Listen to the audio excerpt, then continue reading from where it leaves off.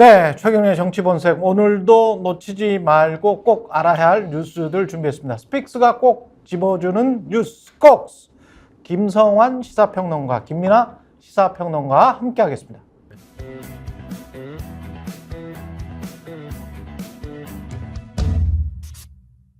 네, 말씀드린 대로 김성환 시사평론가, 김민아 시사평론가와 함께하는 최경영의 정치본색 시작하겠습니다.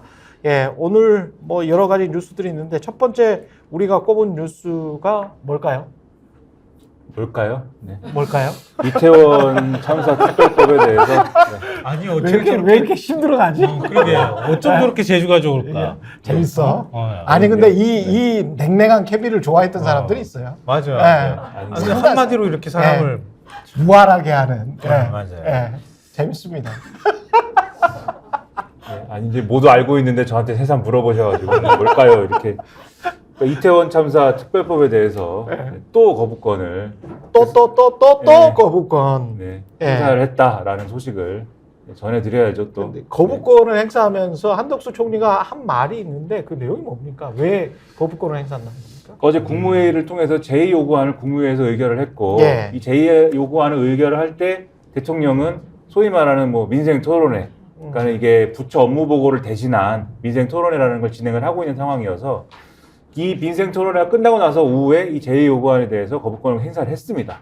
그래서 이제 제2 요구를 국회에다가 이제 한 상황인데 이 국무회의에서 한덕수 국무총리가 주재를 했거든요. 국무회의는 그 국무회의에서 제2 요구안을 의결하는 이유에 대해서 설명을 했어요. 한덕수 국무총리가 뭐라고 얘기를 했냐면 크게 나누면 한 3가지 정도의 이유를 설명을 했는데 이유를 설명하기 전에 그동안 정부는 어쨌든 이 참사에 대해서 조사를 하고 그다음에 나름대로 뭐 국회 국정조사라든가 이런 것들에 대해서 성실히 응하고 뭐 이런 것들을 참 온 힘을 다해서 최선을 다했다 이런 식으로 일단 설명을 했는데 그러한 절차들에 따라서 수사라든가 이런 것들이 충분히 됐다. 그래서 이 관련된 사람들이나 이런 사람들이 사법 처리나 이런 것들이 된 상황이기 때문에 이게 충분히 이제 나름대로는 절차가 이루어진 측면이 있다라고 이제 설명을 했고 그다음에 그러한 어떤 검경의 수사 결과에 문제가 있다라는 명확한 근거가 없는데 이 특조위를 설치하는 것이 잘못됐다라는 이제 설명을 여기다 덧붙였습니다.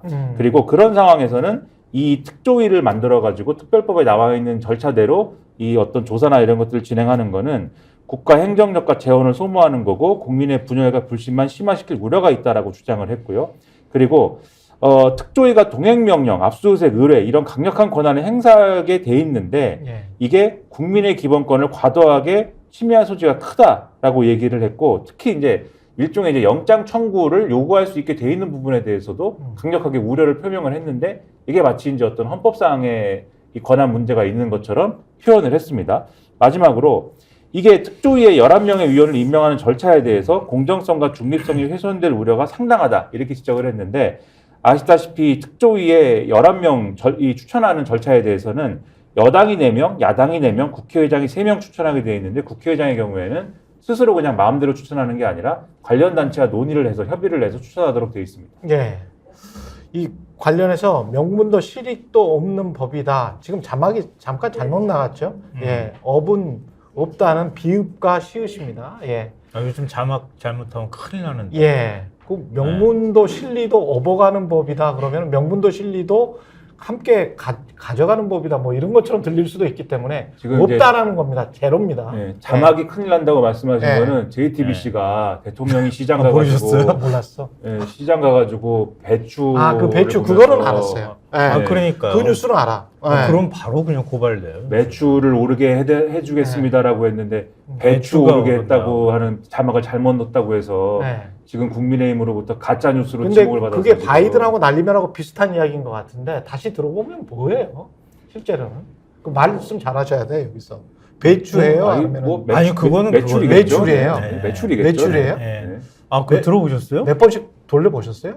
아니 좀 그렇지는 않았는데 설마 다른 사람이 그걸 틀릴까 해가지고 배추 올려야 되겠다라는 말을 했으면 이게 배추값 올려야 된다. 이거는 인플레이션에 대한 그 공감 능력이 완전히 떨어지는 대통령이라고 해가지고 충분히 비판받을 만하고 매출 올려야 된다라고 했으면 뭐 상인들 장사 잘 됐으면 좋겠다라는 그런 덕담으로 인식될 수 있고 그러니까 이제 대통령실에서 과민 반응하지 않았나 뭐 그런 생각도 드는데. 과민 반응을 하는 것까지는 좋아요. 예. 뭐 예를 들면 아닌데 왜 이러냐. 그렇지. 입장을 내면 되지. 예. 그걸 가지고 고발을 한다고 하면 고발.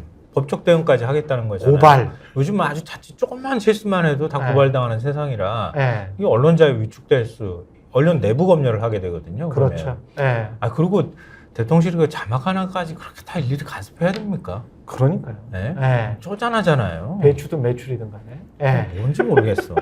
하여튼 지금 예. 이태원 참사 특별법에 대해서 한덕수 국무총리가 얘기했던 논리에 대해서 얘기했는데요. 제가 누군가가 얘기한 발언을 들려드릴게요. 누가 했는지, 언제 나온 말인지 한번 추정을 한번 해보시면 좋겠는데요. 특조위는 검찰보다도 더 강력한 권한을 가지며 국민의 기본권을 침해하고 있다. 특조위가 본래 목적에서 벗어났다. 진상조사 목적이 아니라 특정 정치적 목적을 띈 단체다.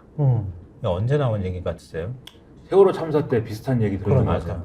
그렇습니다. 예. 세월호 참사 때 위에 제가 말씀드린 건 당시에 바른정당의 하태경 의원이 한 발언이고요. 밑에 한 거는 자유한국당 김정은 의원이 얘기한 거예요. 이건 말고도 뭐 예를 들자면 엄청나게 많은데요. 김종태 전 새누리당 의원은 특조위가 청문회 예산 1억 6천만 원을 두고 청문회를 20회 하면 많은 것 아니냐.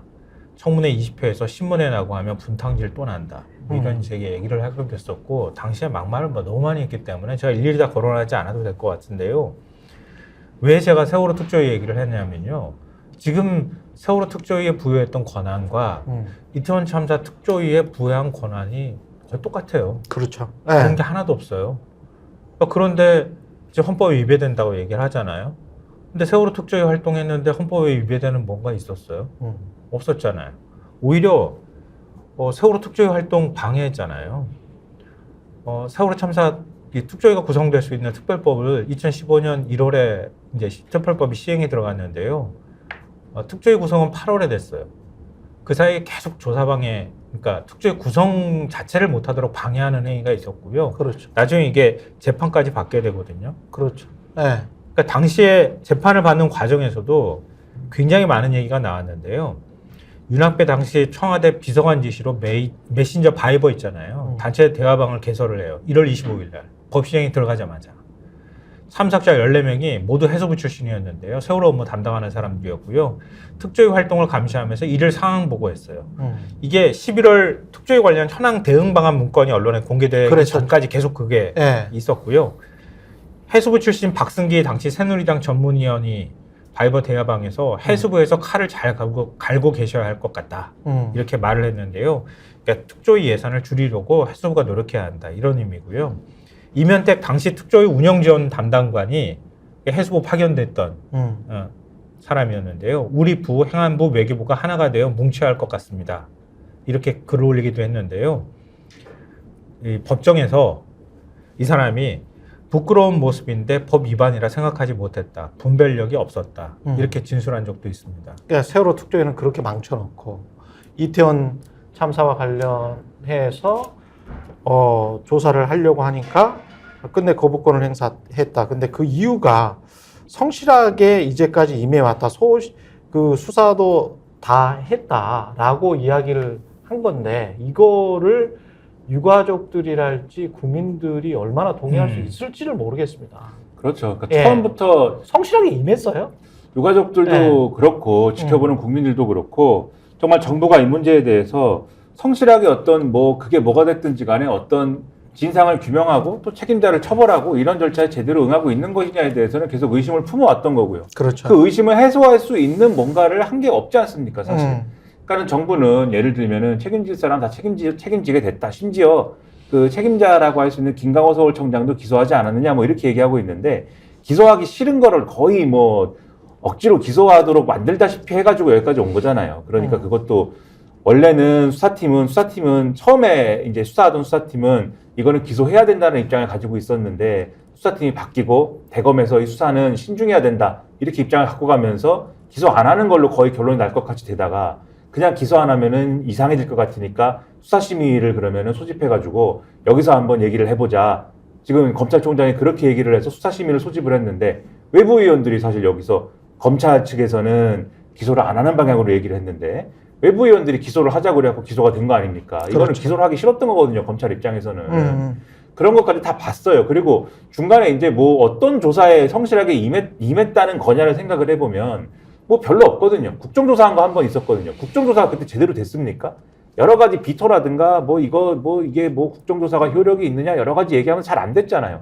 그러니까 이런 걸 다 봤는데 그리고 정치적인 책임을 제대로 물었느냐 정무적인 판단에 의한 어떤 이 문제는 그러면 우리 정권이 제대로 한번 책임져 보겠습니다. 뭐 이런 태도였느냐 지금도 행안부 장관 그대로지 않습니까? 사퇴했습니까? 책임진 적이 없어요. 그러면 적어도 이런 맥락에서 한 번도 책임진다라는 태도를 보인 적이 없는 정권이. 근데 행안부 장관은 왜 안 가는 거야? 대통령이 워낙 이제 아끼는 분인가 보죠. 네. 그러니까 이런 정권이 지금 거기에 대한 어떤 액션이 하나도 없는 상태에서 거부권을 행사하면 국민들이 여기에 대해서 그럼 이거 거부권 행사할 만해 이렇게 생각하겠느냐라는 거죠. 그렇지 않으니까. 뭐 국민을 바보로 하는 거라고는 생각하는데요. 국민을 바보로 한다. 네, 네. 경향신문 제목이 사실은 딱 보자마자 뭔가 이렇게 폐부를 찌르는 것 같은 느낌이 들었는데요. 끝내 거부권, 위로도 없이 돈 내밀었다. 이게 기사 제목이었고요. 돈 내밀었다. 재난의 정쟁을 막는다면서 오히려 갈등, 분열, 불붙였다. 이게 이제 제목으로 쓴 문구예요. 국민을 근데 국민에게 능욕을 주는 것 같은데 그렇게 되면 돈을 그러니까 내밀어. 한동훈 네. 법무부장, 한덕수 국무총리가 네. 명분도 실익도 없는 법안이라고 얘기하면서 한 워딩이 이거예요. 동행명령, 압수수색, 의뢰와 같은 강력한 권한은 헌법상 영장주의 원칙을 훼손할 수 있다. 그리고 참사로 인한 아픔을 정증이나 위헌 소지를 정당화하는 수단이 될 수 없다. 이렇게 얘기를 했는데요. 그 이태원 참사 특조위는요. 세월호 진상 특조위는 특별검사도 임명할 수 있도록 돼 있었거든요. 그렇죠. 이건 네. 뺐어요. 논란이 있어서 뺐고요. 네. 영장주의 원칙이 지금 영장주의 원칙이라고 얘기하는데 그러면은 지금 뭐 수사기소 분리가 되고 뭐 이런 과정들이 있었는데 영장주의 원칙이 남발이 되고 있는 거 아니에요 지금? 영장이? 아니, 그렇기도 하고 네. 기소권을 가지고 있는 거 기소권이 검찰이 유일하게 헌법상 가지고 있다고 하는 것도 그것도 사실 헌법재판소 판단을 통해서 그거 아니다 이렇게 얘기를 했잖아요. 기소득 정권 아니면 그러면 영장 청구권만 검찰이 아주 유일하게 갖고 있는 권한이에요. 그렇지. 근데 지금 이태원 참사 특조위가 가지고 있는 권한은 압수수색 의뢰의 권한이에요. 그러니까 공수처나 검찰에 압수수색을 해주십시오, 해주는 걸 요청합니다. 이렇게 의뢰하는 거예요. 그러면 검찰이 볼 때, 공수처가 볼 때, 이거 압수 대상이 안 돼요. 이러면 청구 안 하는 거예요. 그리고 법원에서 또 영장심사 또 하잖아요. 근데 어떻게 이게 영장주의 원칙을 훼손하는 게 되는 거며, 동행명령을 자꾸 시비를 걸고 있는데, 특조위 요구에 2회 이상 정당한 이유 없이 불응했을 경우에만 동행명령을 발부할 수 있고요. 이거는 세월호 특조위, 세월호 선체조사위, 사회적 참사 진상규명위, 5.18 민주화운동 진상규명위, 의문사 진상규명위, 진실화해위, 군 의문사위, 군 사망사고위원회가 모두 가지고 있었던 권한이에요. 똑같이 했다. 예. 국민들을 호도하지 않았으면 좋겠고요. 예. 여기까지. 이렇게 헌법에 위배되는 걸 전전긍긍하면서 걱정하는 사람들이 눈앞에 보이는 도이치모터스 주가 조작 사건 수사는 안 하고 김건희 여사 주가 조작 명품백 사건 가방 받는 거 영상이 공개됐는데 그거는 왜 법적으로 뭐 수사를 하니 어쩌니 이런 소리를 안 합니까? 그거는 몰카 공작이라고 규정을 하고 몰카 공작도 일단 수사를 해야 뭐 몰카인지 아닌지 알 거 아니에요. 근데 일단 받았잖아요. 네, 요 얘기 하나만 덧붙이면은 네. 지금 아까 이제 돈으로 때우자는 거냐 뭐 이런 얘기가 나오는 이유는 이 국무회의 직후에 방기성 국무조정실장이 총리실 산하에 12구 참사 피해지원위원회를 설치하고 민형사 확정 판결 전에 조기 배상을 추진하고 영구 추모시설 건립을 추진하고 지원금 확대 등의 대책을 추진하겠다 공개했기 때문이에요. 근데 유가족들이 원하는 거는 늘 말씀드리지만 이게 왜 사고가 일어났는지 사건이 일어났는지 이 참사가 왜 일어났는지를 밝히고 재발을 방지하는 대책을 만드는 거거든요. 외국 같으면은 이런 참사가 일어나면은 10년씩 걸려가지고 지금 우리가 추진하는 것처럼 이런 조사위원회 만들어가지고 두툼한 보고서를 만들어서 다시는 이런 일이 일어나지 않기 위해 어떻게 해야 되느냐를 만들고 그걸 해외에 있는 다른 나라들도 막 참고해가지고 우리나라도 사실 이런 일이 일어나면 참고하거든요. 일본 보고서나 영국 보고서를 참고하지 않습니까? 그렇죠. 예. 그런 활동을 하는데 그런 활동을 하자고 하는 건데 지금 예를 들면은 특조위 구성이 지금 뭐 중립적이지 않다라고 얘기를 막 하는데 이게 유가족이 추천하는 그것도 이제 중립적이지 않다라고 주장해서 국회의장이 추천하는 걸로 바꿨지 않습니까? 국회의장도 정부 여당 입장에서 보면은 상대편인가요? 그러니까 유가족도 상대편이고 국회의장도 상대편인가요? 이런 식으로 하면 안 된다는 것이고 이게 제가 볼 때는 국민 여론이 볼 때 안 좋을 것 같으니까 지금 어떤 얘기가 나오냐면 그냥 이렇게 거부권을 행사하고 그냥 국회로 넘긴 다음에 재해결 국면에서 그냥 부결시키지 말고 재협상을 해보자 이런 얘기가 그래서 나오는 것 같아요. 그게 이 대통령실 발로도 나오는 관계자 발로 나오는 언론 코멘트가 뭐가 있냐면 이것도 독소조항이라고 얘기를 하는데 뭐가 독소조항입니까? 독소조항에 동의할 수 없지만 어쨌든 언론 인용하는 거니까 독소조항을 제거하는 방식으로 재협상을 여야가 해준다면 예. 그 결과가 나오면 우리는 그것을 수용하겠다 이렇게 얘기를 하고 있거든요. 그런데 지금 말씀드린 대로 유가족도 그리고 국회의장도 적으로 돌리는 그런 인식을 가진 분들이 어떻게 재협상을 할 수 있을까요? 현실적으로 그런 부분에 있어서는 큰 의문이 있다고 말씀드리겠습니다. 이것만 계속 얘기할 수 없으니까요. 마지막으로 제가 이 말씀만 드릴게요. 세월호 특조위 같은 경우에는 17명이었어요. 특조위원이. 대법원장, 대한변협, 추천목 씨 있었고요. 나머지 여야가 각각 5명씩 추천하고요. 유가족들이 3명 추천할 수 있도록 했었어요. 근데 이번에 유가족 추천하는 게 유당이 뭐 유가족이 야당 편향당 단체라고 국민의힘에서 주장했잖아요. 유가족 추천목도 뺐어요. 국회의장이 추천하도록 한 거잖아요. 이걸 가지고 이걸 편향됐다 그러면 우리나라 위원회는 어떻게 구성하는 거예요? 예. 우리나라 위원회 국회의장 몫을 다 야당 편향이라 그러면은 도대체 우리나라 모든 위원회는 그러면 어떻게 되는 거예요? 그 답은 제가 볼 때는 방통이랑 방심위. 방과 얘기하면서 다시 한번 얘기하고요. 마지막으로 습관적으로 이렇게 하는데 이게 일종의 보수적 사고 방식에 관한 문제인가? 저는 요즘에 그런 생각도 좀 하는데 세월호 참사 일어나고 난 다음에 넉 달이 조금 안 됐을 때였어요. 2014년 8월 1일 세월호 참사 유가족이 국회 본청 앞에서 시위하니까요. 본청 앞에 줄치고 빨래 걸어놓고 그게 모양새가 뭐냐. 그 모습이 노숙자들이 하는 것 같은 느낌이다. 김태흠 자유한국당 의원이 이런 발언했고요. 김태흠. 예. 예. 저희의 입장은 교통사고다. 이것도 사고에 비해 그러니까 이 나중에 지원해 주는 거 사고에 비해서 상당한 특례다. 교통사고인데 특례를 줬다. 네. 예. 주호영 자유한국당 의원이 발언한 겁니다. 주호영. 네. 예. 그러니까 그때랑 지금이랑 어떻게 한치도 달라진 게 없습니까? 오직 국민이 수백 명이 죽고 해도 정권 옹호, 정권 유지에만 모든 걸 관심을 쏟는 거기에만 몰두하는 것 같은 비정하다 못해 오직 권력을 쥐는 것만 관심이 있는 이런 모습을 집권 세력을 어떻게 평가해야 될지 답답합니다.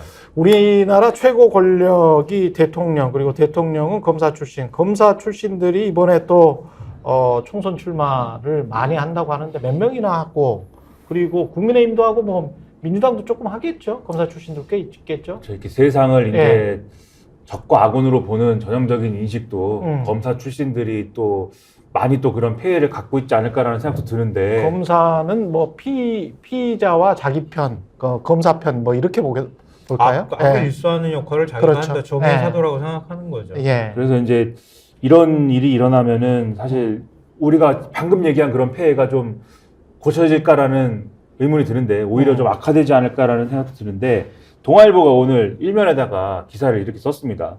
지금 총선이 아무튼 70일 앞으로 다가왔는데 출마를 선언했거나 출마가 예상되는 전현직 검사 숫자를 동아일보가 세어봤대요. 30일 기준으로 각 당 예비후보 등록자와 출마 선언까지 종합해서 전수조사를 우리가 했다. 그랬더니 최소 45명이더라. 최소? 그렇죠. 그런데 여당 국민의힘에서 최소 31명의 전현직 검사가 30일. 그렇죠.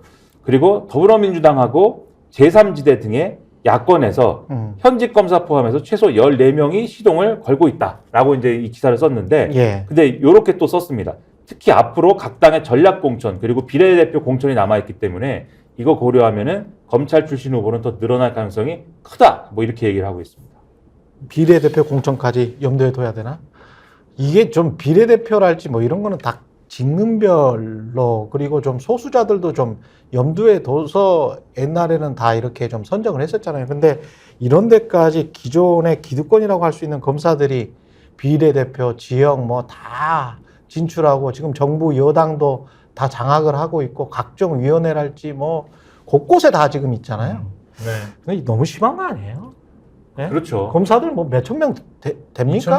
2천 명 정도 되죠? 네, 한국에. 되죠. 현직은 2천 명 정도 되죠? 근데 이게 네. 제가 볼 때는 기존에도 사실은 검사 출신들이 이제 국회로 가는 것에 대해서 저는 이게 맞냐 싶은 생각이 들었는데, 왜냐하면 국회라는 데가 입법부고 법을 만드는 데니까는 법 전문가들이 뭐 가야 된다라는 주장을 할 수도 있겠지만, 저는 이것도 너무 많다라고 생각을 했어요. 뭐 이게 검사들도 있지만 판사, 변호사 이런 분들이 너무 많이 간다. 근데 입법은 법을 창조적으로 만드는 거잖아요. 그렇죠. 미래를 생각하면서. 근데 검사들이나 판사들이 하는 거는 과거의 기록을 보고 판단하는 역할이거든요. 법을 적용하는 거거든요. 법을 그분이 적용하는 거거든요. 하는 역할들은. 네, 과거의 행위를 그래서 보고 판단하는 거기 때문에 그 사람들은 굉장히 좀 그때도 미래지향적이지 못한 사고방식을 가질 수밖에 없습니다. 그렇죠. 예. 그래서 그때도 과거에도 예. 이게 좀 그렇다, 이상하다 이런 생각을 했는데, 이 정권 들어서는 마치 무슨 댐이 터진 것처럼 다들 이렇게 정치를 하겠다고 막 나서는 듯한 모양새를 보고 있습니다. 근데 그것이 왜 이렇게 됐을까? 사실 이 물꼬를 터준 게 윤석열 대통령인 거잖아요.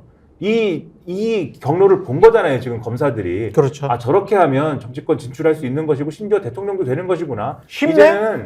이제는 검사가 네. 예를 들면 직업윤리, 그 직업윤리라는 거는 그냥 검사일 때는 우리가 조금 조심하자 이 정도가 아니라, 한번 검사라는 직업을 가졌으면은 그래도 그 뭐 영혼이 검사. 자기들끼리의 뭐 이게 좋은 건지 나쁜 건지 모르겠습니다만 자기들끼리 뭐 낭만적인 얘기하는 거 있잖아요. 그게. 그렇죠. 예. 그 한번 검사라는 직업을 가졌으면 그래도 말이야 뭐 이런 거 그런 것도 이제는 없는 거구나, 다 벗어 던지고 그냥 정치권으로 가겠다는 거로구나 생각이 들고, 그것이 예를 들면 과거보다도 질적으로 아주 하락했다는 걸 보여주는 게, 최근에 계속 논란이 된 뭐 검사의 행보가 있지 않습니까? 예. 뭐 검사 현직 검사인데 막 책을 내고 고향에 있는 사람들한테 뭐 문자를 보내서 내가 지금 출마할 것처럼, 누가 봐도 이거는 출마하겠다라는 현직 문자인데, 검사가. 예, 예. 이걸 누구나 다 느끼게 하고, 그래서 검찰에서 대검에서 출마하는 거야? 이렇게 물어봤는데 아닙니다. 이래 놓고서는 심지어 거의 출마 선언 직전까지 가서 책 뭐 나눠주고 뭐 한 거잖아요. 그래서 대검에서 검찰총장이 뭐 머리숱도 없는 분이 예. 그 머리를 쥐어 뜯고 싶다 이렇게까지 얘기를 했다라고 언론에 나왔는데, 결국은 법무부가 이 검사에 대해서 이거 해임 권고까지 지금 한 상황 아닙니까? 근데 신경도 안 쓰고 지금 출마 강행하는 거잖아요. 예. 질적으로도 아주 질적으로 나빠지는 거예요, 지금. 이 책임이 다 어디에 있느냐, 지금. 이 정권이 갖고 갈 원죄예요. 제가 볼 때는 이 정권이 끝나고 나서 언젠가 뭐 5년, 임기 5년이니까 끝나지 않겠습니까? 예. 끝나고 나서 검찰이, 우리가 검찰 정치나 이런 거 우려하지만 검찰이 남아날 수 있을까요? 저는 오히려 검찰이 걱정이 됩니다. 이렇게 갈 수 있는 거냐. 검찰을 걱정하게 됩니다, 제가. 요즘 예언이 유행이더라고요. 뭐 누가 예언한 거 맞았다더라 뭐 이러면서 많이 또 주목을 받고 그러던데, 저도 예언 하나 하자면 예. 나중에 검찰은 틀림없이 후회할 거다.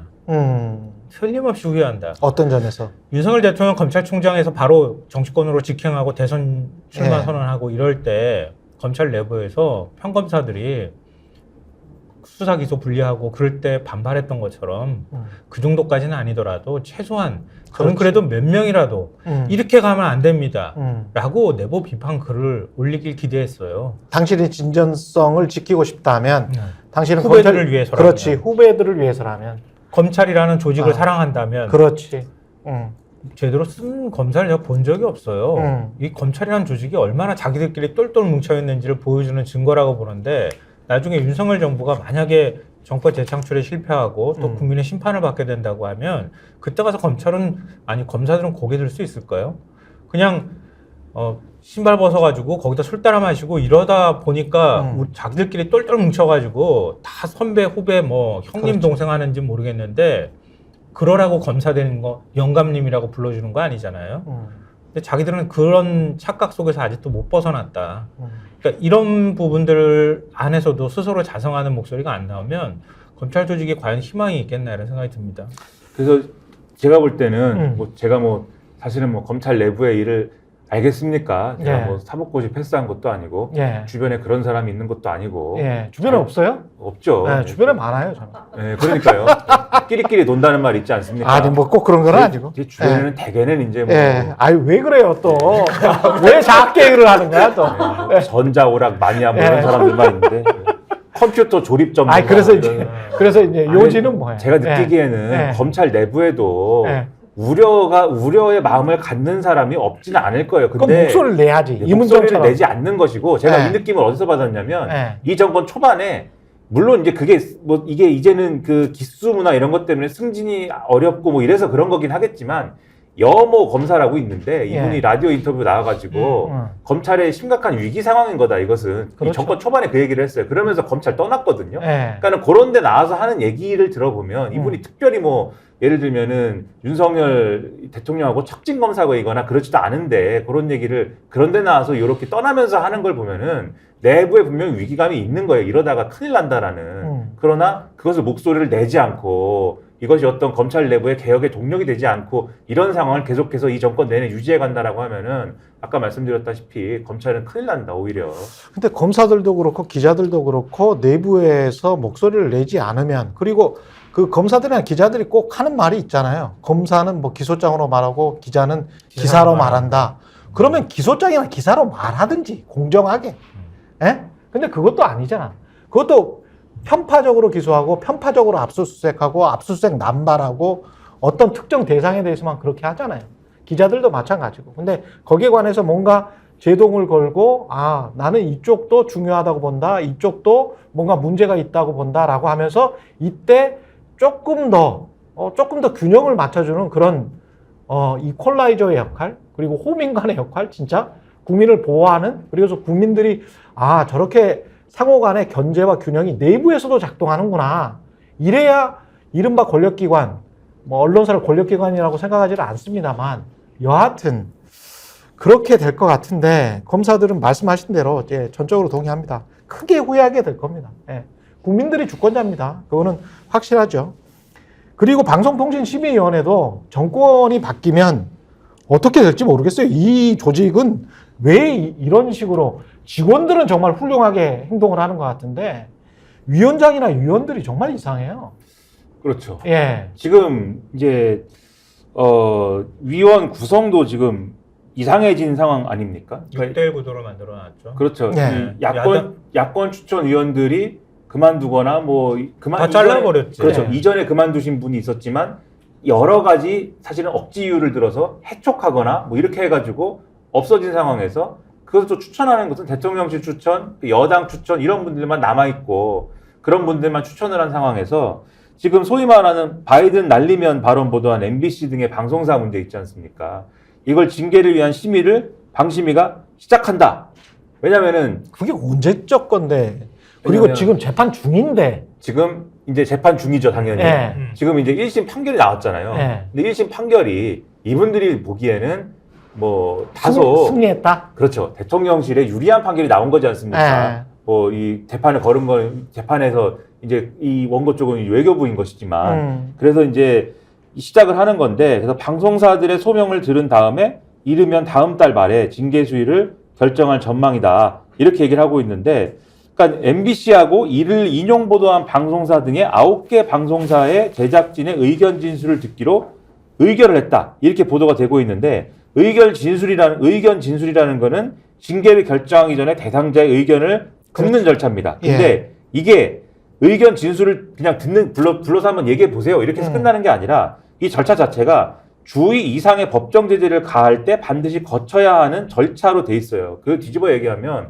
그러니까 방심위가 이런 절차를 밟는 것은 법정 제재를 결정하기 위한 전 단계를 지금 밟고 있는 거 아니냐. 그래서 뭔가 중징계를 하기 위한 중간 단계로서 가고 있는 거 아니냐. 이런 얘기가 지금 나오고 있는 겁니다. 이거 국론분열 아니에요? 국론분열 아니에요? 국론분열? 네. 예. 아니 저 야당 지난 6개월 동안 야권 추천위원 6명 중에 5명을 네. 여러 갖가지 구실을 삼아가지고 다 해촉해버렸어요. 다시 추천을 하니까 임명을 안 해. 그럼 여당 추천위원만 계속 임명해. 얼마 전에도 2명 임명했어요. 그랬죠. 그리고 6대1 구도를 만들어놨어. 예. 야당 의원이 뭘 할 말이 있겠어요? 예. 그러니까 그냥 맨날 나가지. 여당 예. 의원이 그냥 뚝딱뚝딱 자기들끼리 가는 거예요. 예. 근데 바이든 날리면 발언 우리 의견 진술 들을 거야. 법정 제재까지 갈 거야. 이런 이제 의지를 표명한 거거든요. 국론 분열 아니에요? 네. 언론 분열인가? 이 정권은 예를 들면 윤석열 네. 대통령도 처음에 네. 이제 취임할 때 왜 취임사나 이런 데 통합 얘기가 없냐라고 했을 때 통합은 너무 당연한 거여서 안 썼습니다. 이랬잖아요. 국민 통합에 관심이 없는 것 같아요, 사실. 아니요, 반지성주의하고 싸운다 그랬어요. 그렇죠. 반지성주의라고 생각하나 봐. 이거는 반지성주의가 근데 통신심의위원회 자체가 반지성주의를 지금 하고 있는 거예요. 늘 아니, 사실은. 그러니까 반지성주의를 척결하겠다고 얘기했던 사람이 네. 지금 반지성주의를 조장하고 있는 거죠. 조장하고 있는 거죠. 늘 지금. 뭔가와 싸우고 네. 늘 하여튼 우리와 다른 뭔가를 지목을 하고 그들만 없으면 우리 사회가 정상화된다라고 주장을 하는 방식으로 얘기를 하는데 그냥 무식한 행위야. 그냥 반지성주의라고 고급스러운 단어 쓰지 맙시다. 그냥 근데 제가 무식한 행위야. 무식한 행위. 제가 못하는 발언을 어쩜 이렇게 시원하게 잘하실까? 그냥 무식한 거야. 이건 너무 무식한 행위야. 아니 근데 이게 방송통신위원회도 그렇잖아요. 그러니까 지금 2명이죠. 그러니까 5명 채워야 되는데 그렇지. 지금 위원장하고 네. 여당 추천위원 1명 해가지고 부위원장하고 2명 근데- 하고 있죠. 네. 그렇죠. 근데 이제 무식하다라는 결론으로 이제 가기 전에 네. 한국일보라는 신문에서 제가 보니까 이 방심위 내부에서 이게 좀 부당하다라는 주장을 직원들이 하고 있는 거를 정리를 좀 했더라고요. 예. 그래서 요거를 제가 오늘 어쨌든 뭐 짧게. 예, 신문 짧게 보고 하는 예. 얘기니까 예. 짧게 전해드리면 예. 첫째로 1심 판결 이를 그렇지. 근거로 지금 심의를 하는 건데 예. 이거 자체가 이례적이다. 그러니까 그렇죠. 원래대로 하면은 그간 대법까지. 재판 예. 진행 중인 사안에 대해서는 의결 보류하고 확정 판결이 나야 심의를 했는데 맞습니다. 지금 이렇게 하는 게 좀 이례적이다라고 하는 지적이 있고 두 번째로 지금 말씀하신 거 6대1이라는 기형적 구도에서 심의하는 것이 이례적인데다가 이런 상황이니까 6대1인 상황에서 1에 해당하는 야권의원이 퇴장해버린 거거든요. 6대0 사실상 6대0 구도에서 심의를 하는 것이 제가 이게 이제 부당하다라는 지적이 내부에서 나오고 그 다음에 이것도 이전에 좀 보도가 된 것이긴 합니다만은 지금 유일임 위원장 체제에서 계속 윤석열 대통령 비판 보도에 대해서 정치심이다라는 비판이 계속 쏟아지고 있는 상황에서 이것과 관련된 징계를 계속 진행하는 거잖아요. 예. 마치 그 활용 점정처럼 지금 이 바이든 날리면 심의가 진행이 되고 있는 이 상황 자체가 비판받을 소지가 많다 이런 지적이 내부에서 나오고 있는 거여서 여러모로 심란한 그런 상황이 이어지고 있는 근데 거죠. 이제 그러면은 석박지 방통위원장이 하는 건가요? 석박지 방통위원장? 몰라요? 석박지 방통위원장? 우리 그분만 또, 네. 그분만 생각나면 검사 그분하고 출신. 석박지 같이 먹던 게 떠오른다 그러잖아요. 그 석박지. 그 석박지 방통위원장하고 지금 그 법조 언론인 클럽 회장하시고 예. 윤 대통령하고 술 많이 먹었다고 하는 방송통신심의위원장하고 예. 그러니까 2명이서 다 하는 거네. 석박지 방통위원장과 방통심의위원장 그 세 분이 만나서 술을 드시면 어느 정도 드실까요? 석박지 먹으면서 석탄주를 신발에다 부어서 한 100병 마시지 정도 드실라나? 예. 제가 뭐 감히 또 이제 주량에 대해서는 모르지만 예. 그런 논란이 있습니다. 그 석박지가 표준어가 맞느냐 뭐 이런 얘기도 있습니다. 그거 예. 열심히 공부하고 그랬어요. 맞아요. 네, 그 음식이 그 석박지가 맞냐 이런 예. 게 있습니다. 예. 네. 예. 하여간 무지몽매하고 무식한 행위는 맞는 것 같습니다. 더 이상 뭐 어떻게 표현할 수 있는 방법은 없는 것 같고요. 예. 한동훈 비대위원장이 직접 뭐 공천 관련해서 채점도 한다는 겁니까? 네, 우리 조선일보가 보도한 건데 예. 제목이 공천은 당이 하는 것 주도권진 한동훈 채점에도 참여 이렇게 돼 있는데 채점에도 참여한다는 예. 겁니까? 그러니까 한 위원장이 당내 공천 신청자 심사 과정에서 평가적으로 참여한 것으로 전해졌다 이렇게 썼는데 이미 했다는 거예요. 예. 국민의힘 핵심 관계자 말론 공천을 신청한 현역 의원과 원외 당협위원장에 대한 심사에서는 당 기여도가 15점 반영되는데 그 평가자가 한 위원장과 윤재욱 원내대표 2명이었다. A부터 D 4단계로 평가되는 당 기여도는 배점 간격이 크기 때문에 20점 반영되는 당무감사 결과 못지않게 비중이 크다. 그러니까 이렇게 하니까 그동안에 그 한 위원장이 공천을 주도하는 모양이 돼버린 거잖아요. 평가자로 들어가가지고 평가를 예. 하니까 친윤 핵심 인사들도 지금 몸을 바짝 낮췄다. 당 기여도는 근데 어떻게 평가를 하는 그래, 거예요? 이 얘기를 이게 제일 중요해요. 당 기여도를 왕 어떻게 비서관이라고 불리는 예. 집권 초기부터 예. 청와대 대통령실 법률비서관 지냈던 주진희 전 주진우? 네. 예. 제일 유명하죠. 예, 예. 제일 측근이라고 불리죠. 예. 대통령의 부산 해운대갑 출마 선언하면서 어제 예. 윤석열 대통령을 한 번도 언급하지 않았대요. 한 번도 언급하지 않았다. 네. 주진우가 네. 예, 법률비서 왜 안 했을까? 왜안 지지율 낮아서 그러나? 부산 지역 정서를 네. 고려했을 것 같고 친윤 네. 프레임, 친윤 공천 프레임에 뭐 그 빨려 들어가지 않겠다. 그 네. 프레임에 들어가지 않겠다는 의도도 있겠지만 음. 계속 눈치가 쓰이는 거 아닐까요? 한동훈의 눈치가. 한동훈 자꾸 눈치 보이는 거 아닐까? 아. 벌써 줄서기가 시작된 거죠. 예. 그러니까 원외로 나가 있던 사람들이 아니면 원내도 마찬가지지만 태용호, 윤희숙 뭐 이런 사람들이 한 위원장이 86 운동권 척결할 거야 이렇게 했더니 제가 먼저 하겠습니다. 손 들고 나서잖아요. 새로운 친윤의 등장이다. 친한의 등장이다. 그게 당 기여도인가? 그럴 수 있죠. 그렇게 이제 자의적으로 네. 판단할 수 있는 기준을 제가 열어놨군요.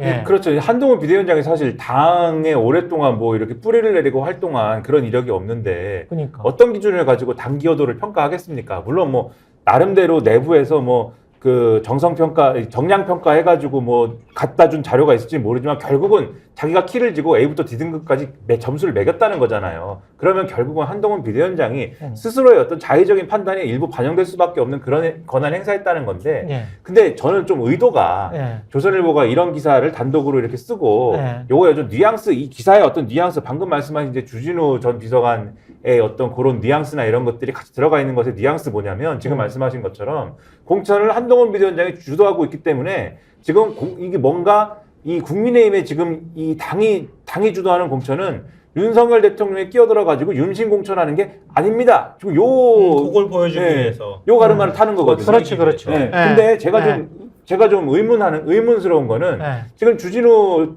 전 비서관이 윤석열 대통령을 언급을 안 했다. 그러니까 그러면 앞으로 그러면은 한동훈 비대위원장 눈치를 보면서 친한계 인사로 변모하고 한동훈 비대위원장하고 윤석열 대통령은 싸우는 거냐? 그거는 아니야. 윤석열 대통령은 그러면 주진우 비서관하고 왼수지는 거냐 그러면? 아니야. 그러니까 윤석열 대통령은 여전히 주진우 전 비서관을 공천을 하고 싶겠죠.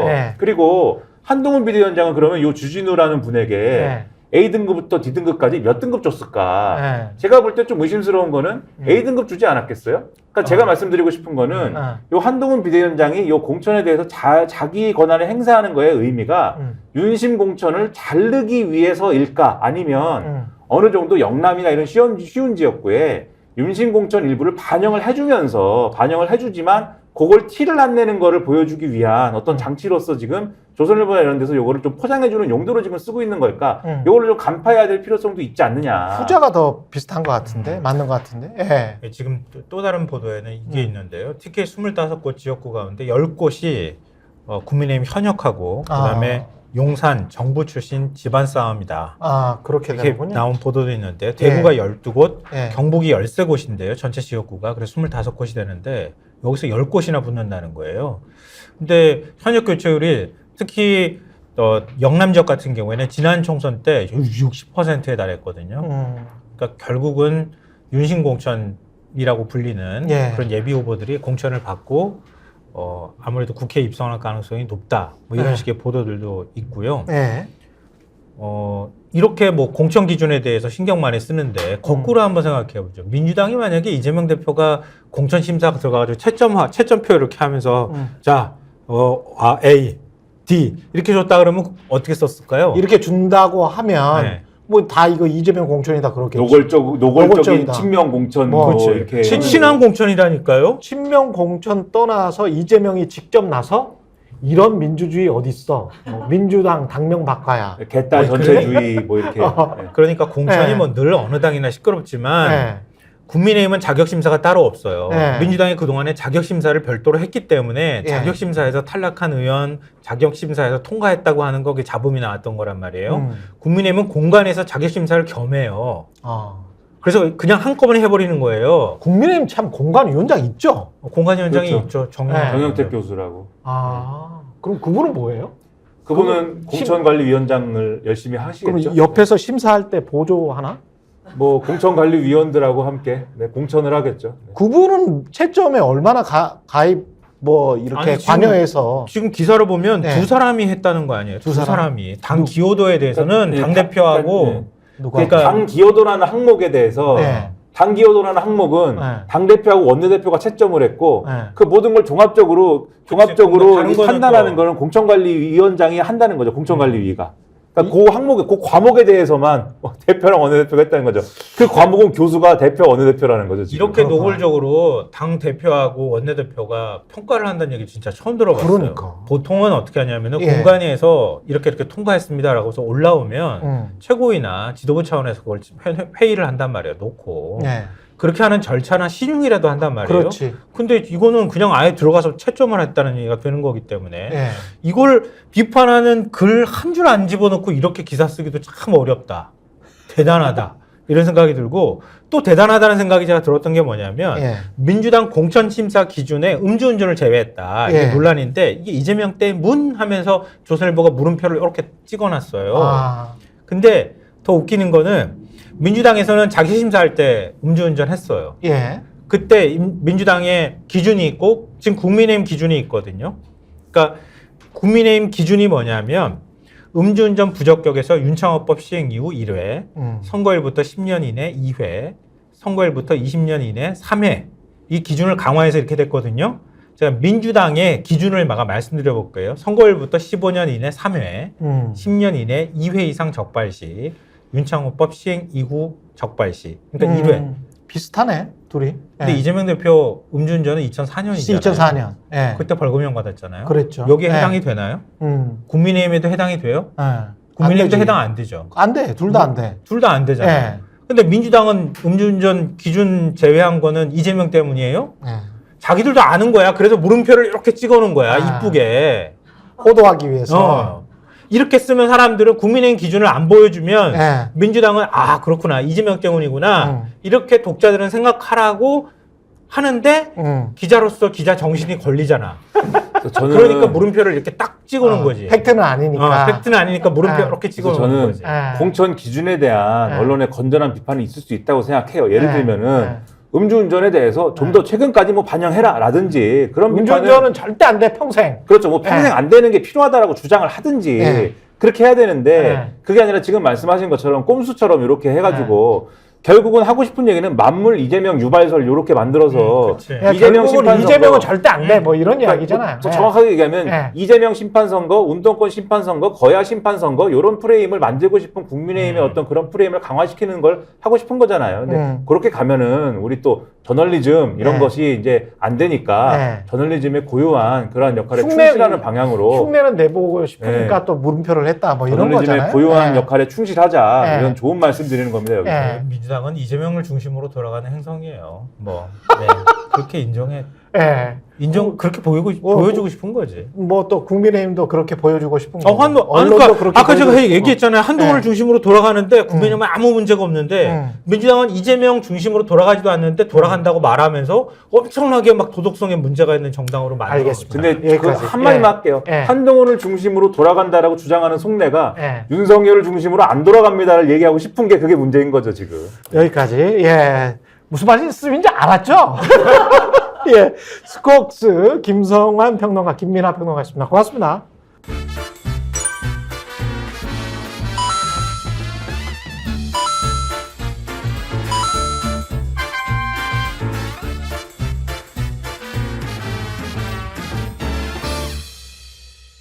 김소형 쌍화골드 쌍화차가 그리운 예전입니다. 이럴 때는 김소형 쌍화골드 한 박스 사면은 또 한 박스 준다는 거야. 야, 이런 엄청난 폭탄 이벤트. 그렇죠. 네, 따뜻한 쌍화차 드시고 건강하시기 바라겠습니다. 혹시 지인에게 묻지 마식으로 가입하신 건 아닌가요? 보험에도 점검이 필요합니다. 요즘 경기가 어려워서 보험료 내는 것도 부담스럽죠? 건강보험도 자동차 보험도 나에게 맞춤 보장. 믿을 수 있는 보험 전문가들. 믿을 수 있다 더 착한 보험.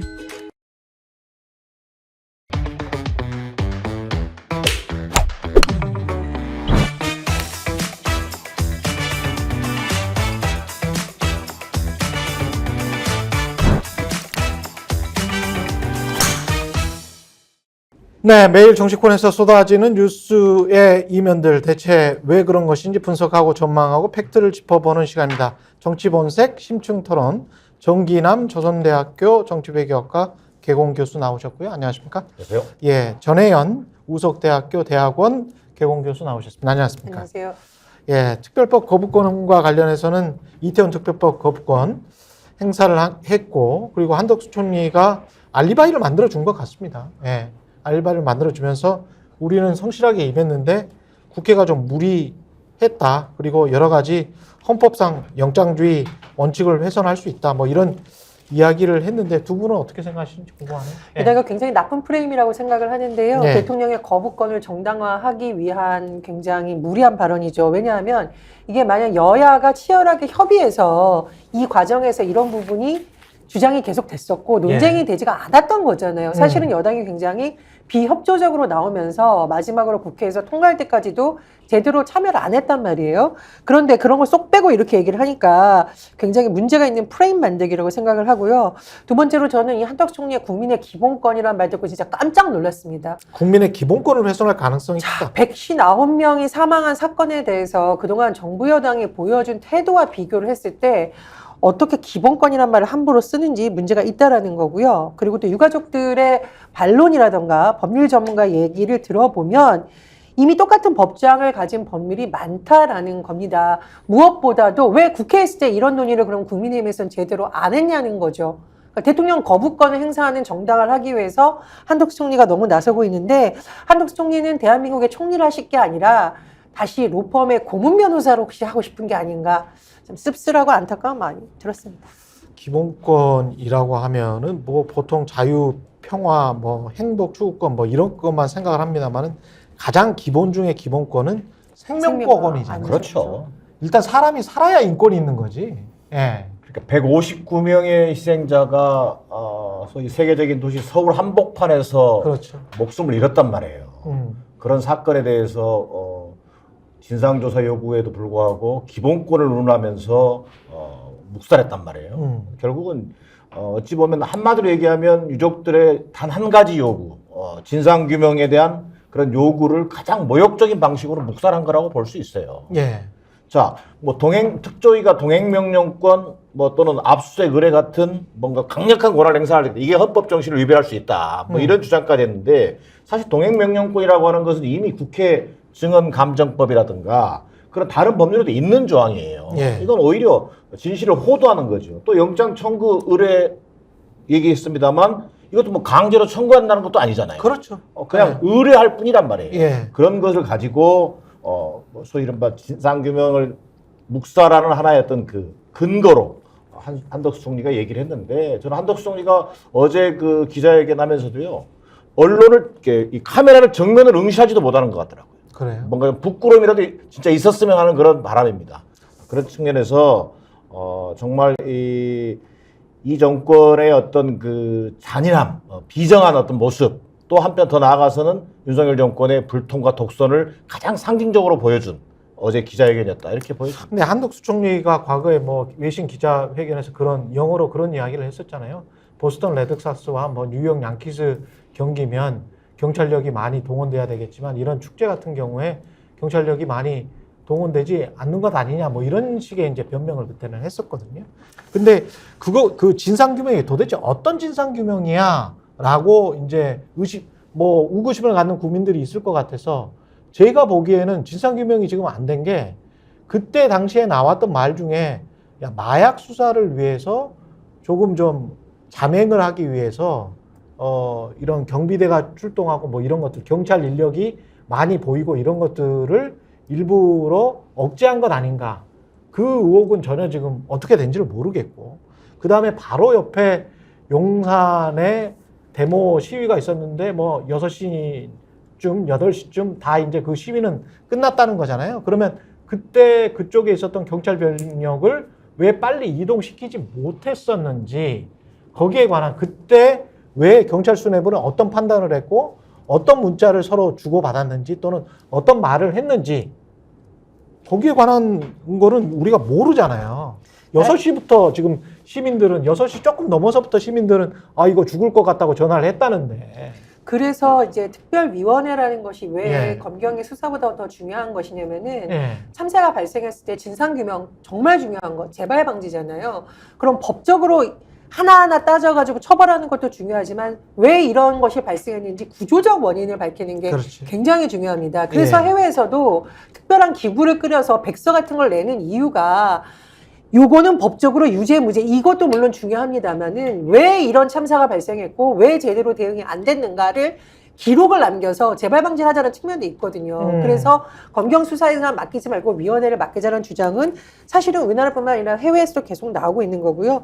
두 번째로 말씀해 주셨듯이 혹시 무리한 마약 수사로 인해서 혹은 무리한 용산 지키기로 인해서 경찰이라던가 행정력이 제대로 가동하지 않았느냐에 대한 의구심이 여전히 남아있기 때문에 그렇죠. 예. 오히려 정권 차원으로서 이 의구심을 깨끗하게 해소해 주는 게 국민의 신뢰를 오히려. 맞아요. 얻는 겁니다. 예. 이게 제대로 안 하려고 하니까 계속 국민들이 의심을 사고 이러는 그렇습니다. 거거든요. 예. 그래서 오히려 이 특별법은 여야의 논리로 볼 것이 아니라 국민들이 정부에 대한 신뢰를 회복하기 위해서라도 반드시 마련되어서 특별조사위원회를 통한 결과에 국민들도 수긍을 할 수 있어야 정부가 신뢰를 회복할 수 있는 것이죠. 그럼에도 불구하고 한덕수 총리는 진상규명 최선 다했다. 최선 다했다. 최선 다했다고 얘기하지 않습니까? 그러니까 억장이 무너진다고 하는데 그런 정말 거죠. 유족들을 예. 2번 죽이는 발언이거든요. 예. 실제로 이 특별법이 가지고 있는 것이 핵심이 뭡니까? 결국 진상규명, 예. 또 책임 소재를 분명히 하는 것. 세 번째가 뭐예요? 제도적 보완이란 말이에요. 이 세 가지를 하자는데 이걸 거부할 명분이 뭐 어디에 있냐는 거예요. 실제 진상규명 최선을 다했다? 유족들 입장에서는요. 서울경찰청장 기소하는데 1년이 걸렸어요. 아. 어떻게 검경 수사를 신뢰할 수 있겠어요? 특조위를 통해서라도 최소한의 진상규명을 해주는 것이 유족들의 어떤 희생에 대한 유족들의 또 요구에 대한 최소한의 조치다라고 하는 것을 절규하고 있는데 이걸 저런 식으로 묵살한다? 그러면서도 또 헌법 운운하는 모습을 보면서 정말 국민들이 볼 때는 이 정권 정말 해도 너무한다. 뭐 저는 이런 생각을 들 수밖에 없을 아니 것 그리고 같아요. 이 정도 했으면 행안부 장관은 그냥 물러나야 되는 거 아니에요? 대통령이 좀 야 이제 다 끝났으니까 행안부 장관 물러나라. 그래가지고 국민들을 심정적으로라도 좀 위로해줘야 되는 거 아니야? 윤석열 정부에서는 대통령의 어떤 친분이 있거나 법조인 출신이거나 너무하잖아. 너무 이상민이 계속 이 자리를 지킨다는 건 너무 뻔뻔한 거예요. 그러니까요. 김건희 여사와 연관이 있거나 이러면 자리 지키고 하이제트한테 책임 다 떠돌리는 거 아니냐는 논란이 끊임없이 제기된 이유가 바로 이런 부분에 있습니다. 뭐하게 연봉 1억, 2억씩 받으면서 그 행안부 장관 하면서 다른 사람이 행안부 장관을 해도 이상민 장관만큼 충분히 할 수 있다고 저는 생각합니다. 그리고 대한민국에 그런 인재가 없습니까? 지금 행안부 차관이 행안부 장관에도 똑같아요.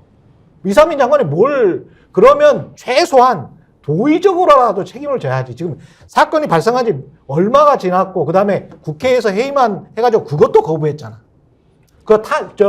심판소까지 헌재까지 가고 그것도 마치 이제 법적으로 다 사면 받은 것이냐 그렇게 행동을 한다는 게 얼마나 뻔뻔합니까? 그리고 또 거부권을 지금 9번째 행사를 하는 게 이게 대통령입니까? 뭡니까 이게 지금 진짜. 그래서 제가 윤석열 대통령이 민주주의 파괴자라고 하는 게 그냥 하는 말이 아닙니다. 지금 네. 국회를 계속 무시하는 것도 모자라서 제1야당 대표 한 번도 안 만났고요. 장관 인사청문회 통과 못한 사람들 임명했고요. 그러다가 최근에는 정말 남용하면 안 되는 거부권을 지금 남용하고 있는데 정말 국민들이 화가 난 지점이 있습니다. 다른 것도 다 화가 나는데 김건희 여사 특검에 대해서 거부권 행사한 거랑 이태원 특별법에 대한 거부권 행사한 거는 정말 이건 역사에 길이 남을 악행이라고 생각이 들어요. 그리고 저는 정말 기가 막힌 게 윤석열 대통령과 김건희 여사의 이 천박한 인식이 자꾸 드러나는데 왜 피해자들과 유족들한테 자꾸 돈 얘기를 합니까? 이게 한두 번이 아니에요. 돌아볼까요? 자, 일제 강제동원 피해자와 그렇지. 관련해서도 피해자들은 가해자들로부터 진실원의 사과를 얻고 싶다고 하는데 눈 감기 전에 진실원이 사과받는 게 소원이라고 하는데 우리 정부가 나서서 재단을 만들어서 강제로 돈 받게 하려고 하고 심지어 법적으로 이걸 어떻게 강제로 하려고 해서 법원의 그 과정까지도 논란이 되고 그렇지. 이게 될 말입니까? 두 번째로 앞서서 김건희 여사의 그 천박한 인식 예전에 공개된 통화 내용 미투 피해자들이 뭐 돈을 안 줘서 그랬다는 심지어 돈을 모든 성범죄와 연관시킵니까? 이것도 문제예요. 마지막으로 다른 것도 아니고 유족들은 진상규명 해달라고 했지 언제 지원이라던가 피해보상 얘기를 한 적도 없어요. 그래서 최소한 진상규명 해달라고 다른 사람들도 아니고 유족들이 이렇게 오체투지를 해가면서 빌고 있는데 이 돈 얘기를 꺼낸 윤석열 정부의 인식이 참 천박하다. 지금 역대급이라는 생각이 들어 참 슬프고 화가 나는 지경이더라고요. 이 정권에서 찾아볼 수 없는 게 이른바 법적 책임은 고사하고 도의적 책임, 아까 말씀드렸던 정치적 책임이라는 걸 몰라요. 그러니까. 기본적으로 뭐냐면 국민과의 어떤 소통이라고 하는 것에 대한 개념 자체가 없다는 것이고. 아니 사람이 양심이 있어야지. 양심이 있어야죠. 이게 상식 아니에요. 그리고 상식이 없는 정권인 거죠. 네. 그러니까 이를테면 행정부가 입법부를 무시한다? 저는 입법부를 무시하는 정도가 아니라 거의 깔아뭉개는 수준이에요. 그리고 이게 국정 운영 기조가 돼버린 느낌이란 말이에요.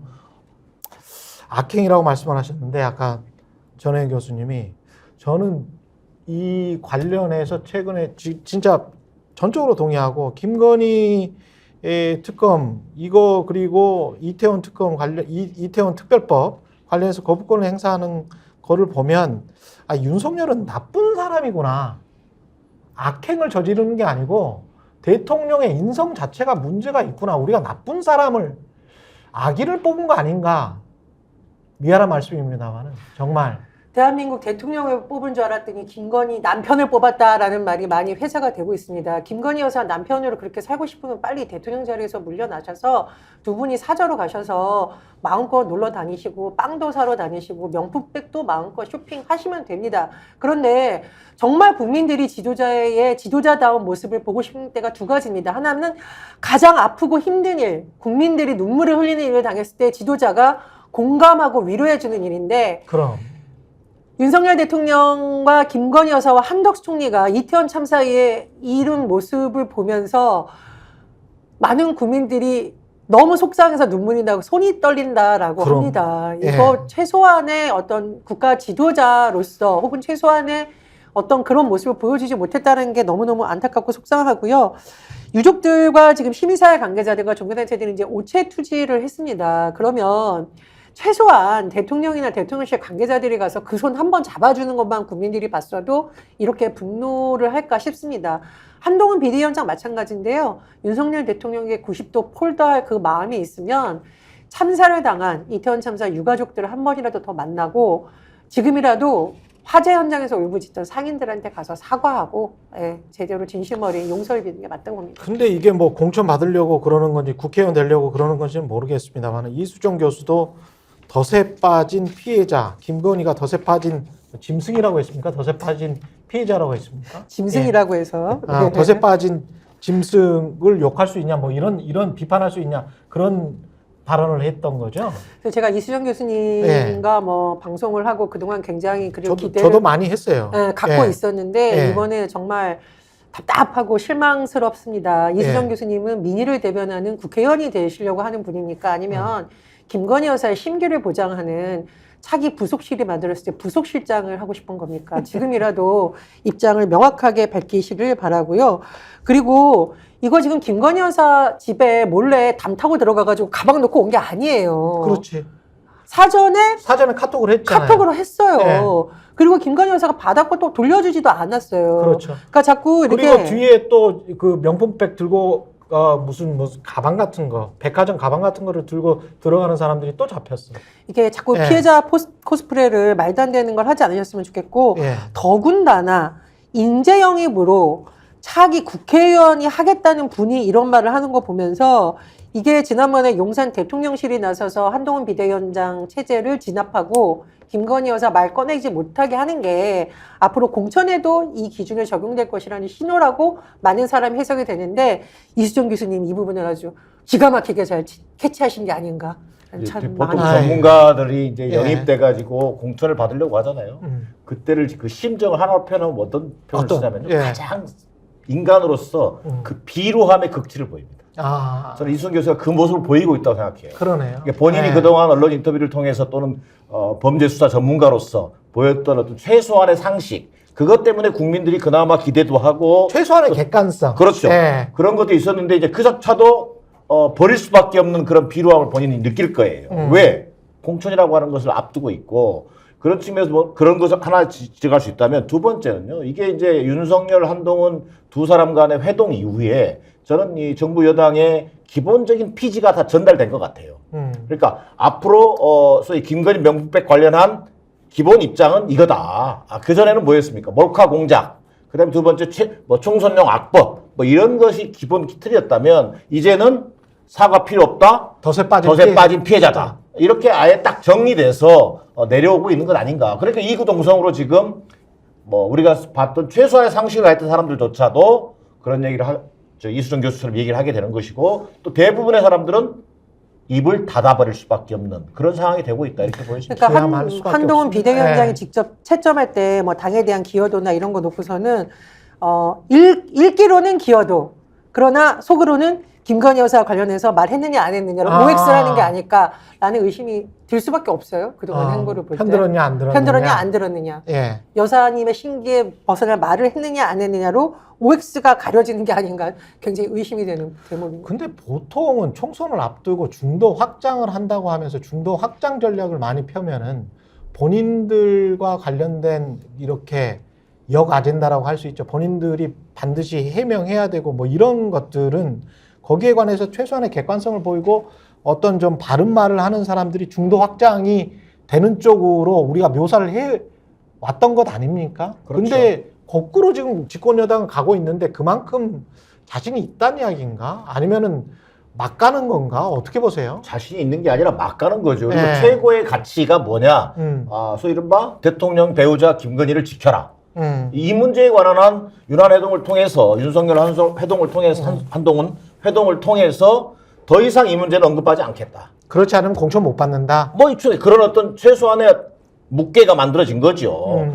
그리고 이런 묵계에 합의한 순간 앞서 얘기한 중도 확장이라고 하는 것은 근본적인 저항을 받을 수밖에 없게 돼 있다. 네. 중도 확장을 하려면 두 가지밖에 없거든요. 보통 일반적으로 우리가 선거 때마다 하는 게 뭐냐면 인물 교체를 통해서 그렇지. 뭔가 저런 정도의 인물이라면 내가 지지를 보낼 만해. 두 번째가 뭐냐면 정책 어떤 아젠다거든요. 미래 정책 아젠다거든요. 예. 정쟁으로부터 벗어나서 뭔가 저 당이 내세우는 것이 미래를 고민하고 걱정하는 미래 아젠다를 제출하는 걸 통해서 중도에 소구를 하는 거거든요. 근데 이 두 가지는커녕 당장이 딱 걸려있는 김건희 여사 리스크라고 하는 이른바 국민적 최대 관심사에 대해서는 함구하는 속에서는 도대체 이 중도적 성향의 국민들을 설득할 수 있는 근거 자체가 만들어지지 않게 되는 거죠.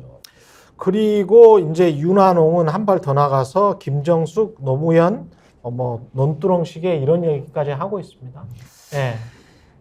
저는 이 논두렁시계 관련해서 고인이 되신 노무현 전 대통령을 꼭 이렇게 모욕을 주는 발언이 나오는 저급한 물타기 정치에 대해서 참 통탄이 나온다라고 할까요? 제가 정치부 기자를 하면서도 이렇게 저질 정치가 대놓고 하는 인사들을 참 보기가 어려웠던 것 같습니다. 그래서 이 논두렁시계 같은 경우에는 그동안 보면 박연차 게이트로부터 뭐 어쩌고저쩌고 이렇게 발생이 됐던 내용인데 논두렁에 벌였다고 진술한 바가 없다라는 것이 지금 대체적으로 받아들여지고 있는 거고요. 그리고 이인규 전 대검 중수부장도 국정원이 말을 만들어서 언론에 흘린 것이다라고 했는데 이제 곽상원 변호사가 아무리 정치에 이용하려고 해도 어떻게 이거를 이용할 수 있냐라고 유족의 입장에서 피를 토하는 심경을 밝혔거든요. 그래서 김건희 여사를 지키기 위해서 고인이 되신 대통령까지 그러다가 이렇게 저질 정치는 좀 안 했으면 좋겠다라는 생각이 들고요. 더군다나 집권 여당에 계시는 분들이 노무현 전 대통령이 지금 돌아가신 지가 언제고 노무현 정부가 끝난 지가 언젠데 그거를 가져옵니까? 그러면은 민주당에서는 전두환 정권을 들고 나와야 되고 박근혜 정부 때의 실정을 지금 들고 나와서 윤석열 정부 심판해야 된다라고 하나요? 그럼 최소한의 도의를 얘기해야 되는 거고 민생 대책을 내놓으라고요. 민생 대책을. 얼마나 국민을 얕보냐면요. 지금 저걸 선물이라고 강변하고 있는 거예요. 그렇죠. 아니 저런 선물이 어디가 있어요. 일단 전 국민들은 100%가 아마 뇌물로 받아들인단 말이에요. 그렇죠. 근데 이것을 선물이라는 어떤 기준을 만들어서 이걸 호도하려고 하고 또 그다음에 소위 이른바 노무현 대통령의 논두렁 시계를 거론하지 않나 김정은 여사를 거론하는 것은 이걸 완전히 흙탕물을 만들겠다는 거예요. 근데 김정은 여사가 이렇게 사인으로부터 이런 명품백을 받은 적이 있어요? 사인이 아니죠. 이게 2018년도 프랑스 파리인가요? 그때 국빈 방문했을 때 입었던 명품 재킷이란 말이에요. 그다음에 또 그 샤넬사로부터 받았던 무슨 브로치인가? 이런 부분인데 이것은 외비 국빈 방문 중에 받은 선물이란 말이에요. 그거는 진짜 선물이네. 그리고 또 실제로 대여했던 옷은 샤넬 옷은 대여했다가 반납을 했고 또 반납한 것에 대해서 그 실제 대여해준 거기에서 우리나라에 기증을 했단 말이에요. 그래서 그 한국박물관에 이미 기증돼 있다는 것은 이미 확인된 사실이거든요. 이거는 원래 공개가 다 돼 있었던 것이고 국가적으로 왔다 갔다 하는 그렇죠. 그런 공식적인 건데 김건희 여사가 받은 거는 몰래 사저 옆에 자신의 사무실에서 사실은 몰래 받은 거잖아요. 몰카로 찍지 않았으면 알려줄 알려줄 수가 수가 없죠. 없는 아니, 그리고 몰래 받은 거잖아. 자꾸 대통령 기록물 네. 얘기를 하는데 직무수행과 관련돼서 생산된 기록물이어야 그렇지. 됩니다. 네. 김건희 여사가 그 목사님 만난 게 무슨 직무수행이냐. 그럼 이게 공적 활동이나 직무 연관성이나 가장 중요한 거 국가적 보존 가치가 국가적 보존 가치가 디올백 중에서는 가장 싼 건데 디올백 중에서 제일 비싼 거를 그러면 갖다 놓던지. 그래서 이게 너무 오죽했으면 무슨 칼럼을 봤더니 토리가 웃을 일, 그 키우는 강아지 이름이 토리잖아요. 네. 토리가 웃을 일이다라는 표현이 되는데 참 아무리 김건희 여사 지키기를 하려고 해도 좀 정도껏 했으면 좋겠다는 생각이 앞거는요. 네. 이 디올백 받을 때 김건희 여사의 그 발언을 보세요. 기억하시잖아요. 이걸 자꾸 왜 사오세요? 이건 한두 번이 아니란 얘기예요. 그렇지. 이거 완전히 익숙한 그렇죠. 뇌물 받는 법이에요. 맞아요. 예. 그것이 전 국민들에게 공개된 상황에서 이것을 선물로 강별하고 뭐 대통령 기록물 운운한다는 것은 국민을 얕봐도 아주 우습게 얕보는 거죠. 그 대통령 영부인이 이런, 아니 5급 공무원도 제가 누차 말씀드리지만 5급 공무원의 부인도 이런 거 가져오면 깜짝 놀라면서 이런 거 가져오지 마십시오. 이를 보내버리잖아요. 받는 순간 남편한테 배우자한테 미칠 영향, 그렇지.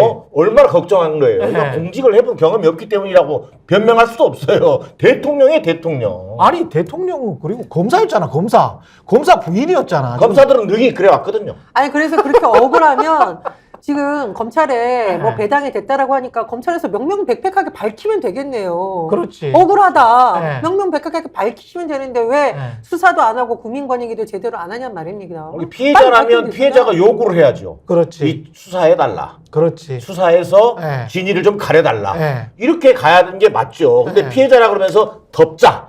뭐 이러고 있는 거잖아요, 지금. 아니 그리고 제가 좀 굉장히 요즘 보도를 보니까 뭐 BBC라던가 월스트리트 저널에서 보도가 나왔다고 하는데 굉장히 많이 나왔어요. 언론 보도를 보니까 한두 곳이 아닙니다. 아르헨티나 매체에서도 나오고 지금 인도에서 뭐 많이 나오고 나왔습니다. 인도에서. 칠레에서도 나오고 네. 이게 나라 망신이지 뭡니까? 세계적인 웃음거리가 된 거죠. 이게 대한민국이 피해자고 국민들이 피해자지 왜 자꾸 가방받은 김건희 여사를 피해자라고 주장하는지 이게 특히 국민의힘의 국회의원과 이게 국회의원 예비 후보들이 할 말인지 참 안심스럽네요. 대통령 지금 신년 대담도 지금 걱정이 되는데 대담을 하긴 할 건가 봅니다만 강신업 변호사, 김건희 여사의 뭐 지킴이 같은 역할이죠. 예, 팬클럽 회장도 하셨고 그랬는데 아예 그냥 신년 대담에 가이드라인을 제시를 했습니다.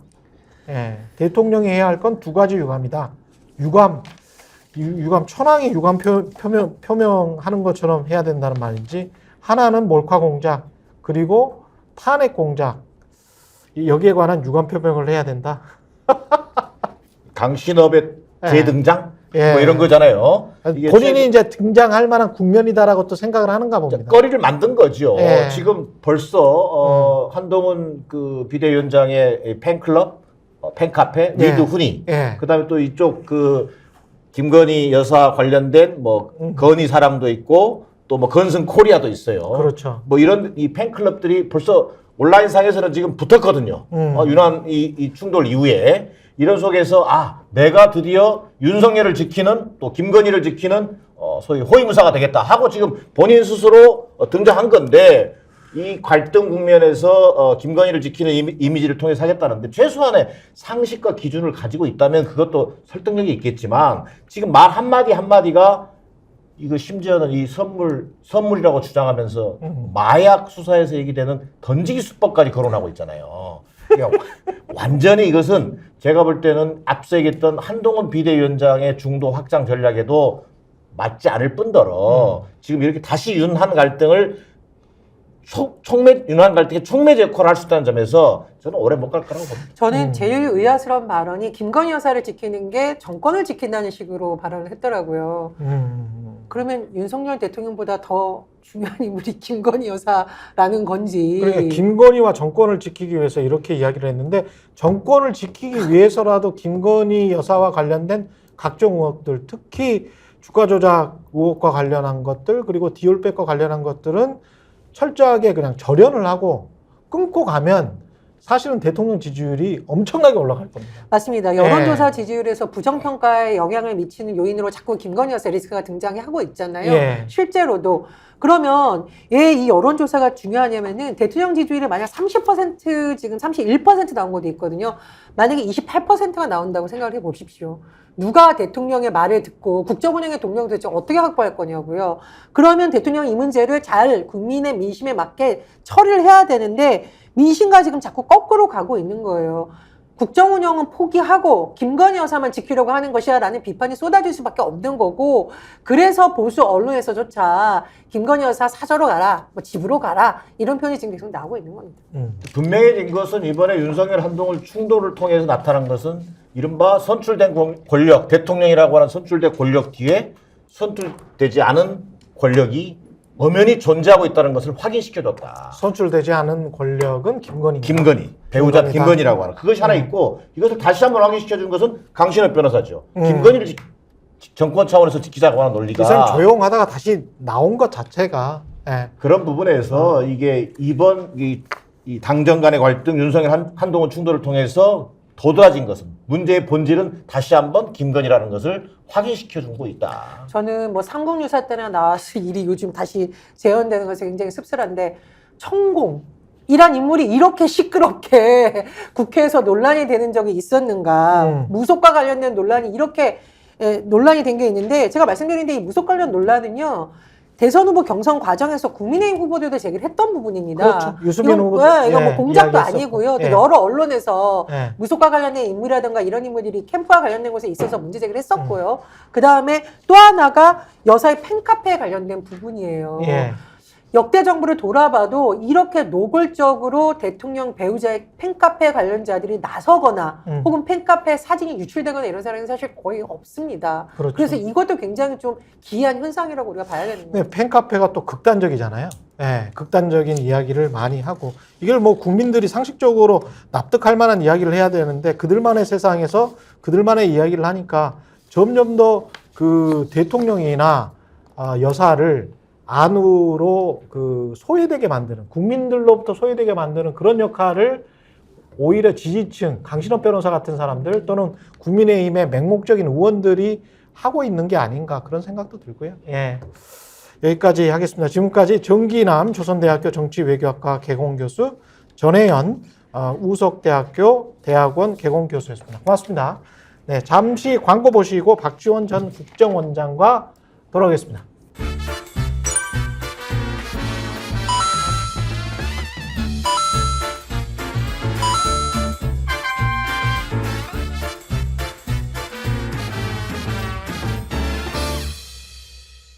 김소형 쌍화골드 쌍화차가 그리운 예전입니다. 이럴 때는 김소형 쌍화골드 한 박스 사면은 또 한 박스 준다는 거야. 야, 이런 엄청난 폭탄 이벤트. 그렇죠. 네, 따뜻한 쌍화차 드시고 건강하시기 바라겠습니다.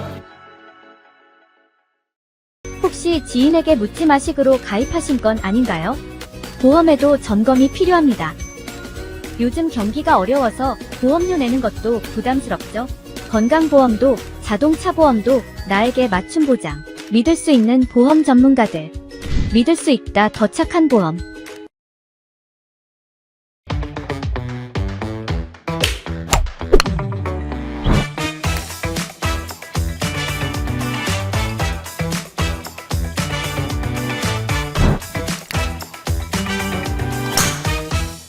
네, 제3지대 신당들이 총선 앞두고 속속 합당 움직임을 보이면서 5개였던 3지대 신당이 3개로 지금 현재 좁혀졌고요.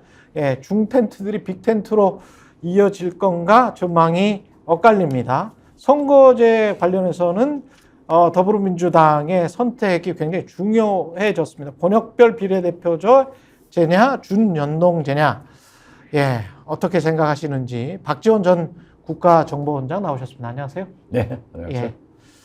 방금 전에 뭐 그 여러 가지 이야기했는데 대통령도 참 문제인 것 같습니다. 지금 상황에서 이렇게 전국이 꼬이도록 놔두고 본인의 배우자 문제도 이런 식으로 그냥 퉁칠 수 있다, 우기면서 그냥 나갈 수 있다, 이렇게 생각하는 대통령은 유사일에 처음 본 것 같기도 하고요. 예. 5,000년 역사에 이런 임금, 예. 이런 대통령은 처음이죠. 너무 그리고 진짜 뻔뻔하고 나쁜 것 같아요. 진짜 저는 어떻게 이태원 참사 특별법을 거부권 행사할 수 있는가? 그러니까요. 과거의 임금도 백성을 품어줬습니다. 민주주의 국가에서 대통령이 국민을 버리는 이런 비정한 대통령이 언제 있었는가? 그런가 하면 날리면 배춧가 이런 걸로 모든 언론은 탄압하고 고소하고 그러니까 부전자전으로 사직구장도 안 되는 거예요. 그렇죠. 네. 부전자전으로 한동훈 비대위원장도 사직에서 야구봤다를 네. 그걸 사직구장으로 누구나 생각하는 거지. 그래서 누구나 생각하죠. 이걸 또 언론중재위원회 제소했다는 것을 보고 네. 도대체 이 정권이 어디로 가느냐. 또 모든 권력자들은 김건희 여사 앞에서 다 무릎을 꿇어요. 나는 참 진짜 희한한 게 예. 이수정 교수가 덫에 빠진 피해자다. 예. 이렇게 얘기를 하는가 하면은 김경률 비대위원도 아무것도 나올 게 없다. 이복현 금감원장도 증거가 없다. 아니 그럼 재판 기록에서 나온 그 많은 거는 뭐예요? 글쎄 말이에요. 그리고 검찰의 최종 의견서는 뭐예요? 아니 그게 자 보세요. 전화하고 통정 매매한 거는 뭐야? 더 코미디는요. 예. 황교안 전 총리께서 북한 공작, 대남 공작 운운을 하고 있어요. 거기에 저는 강신업 김건희 카페 대표가 던지기다.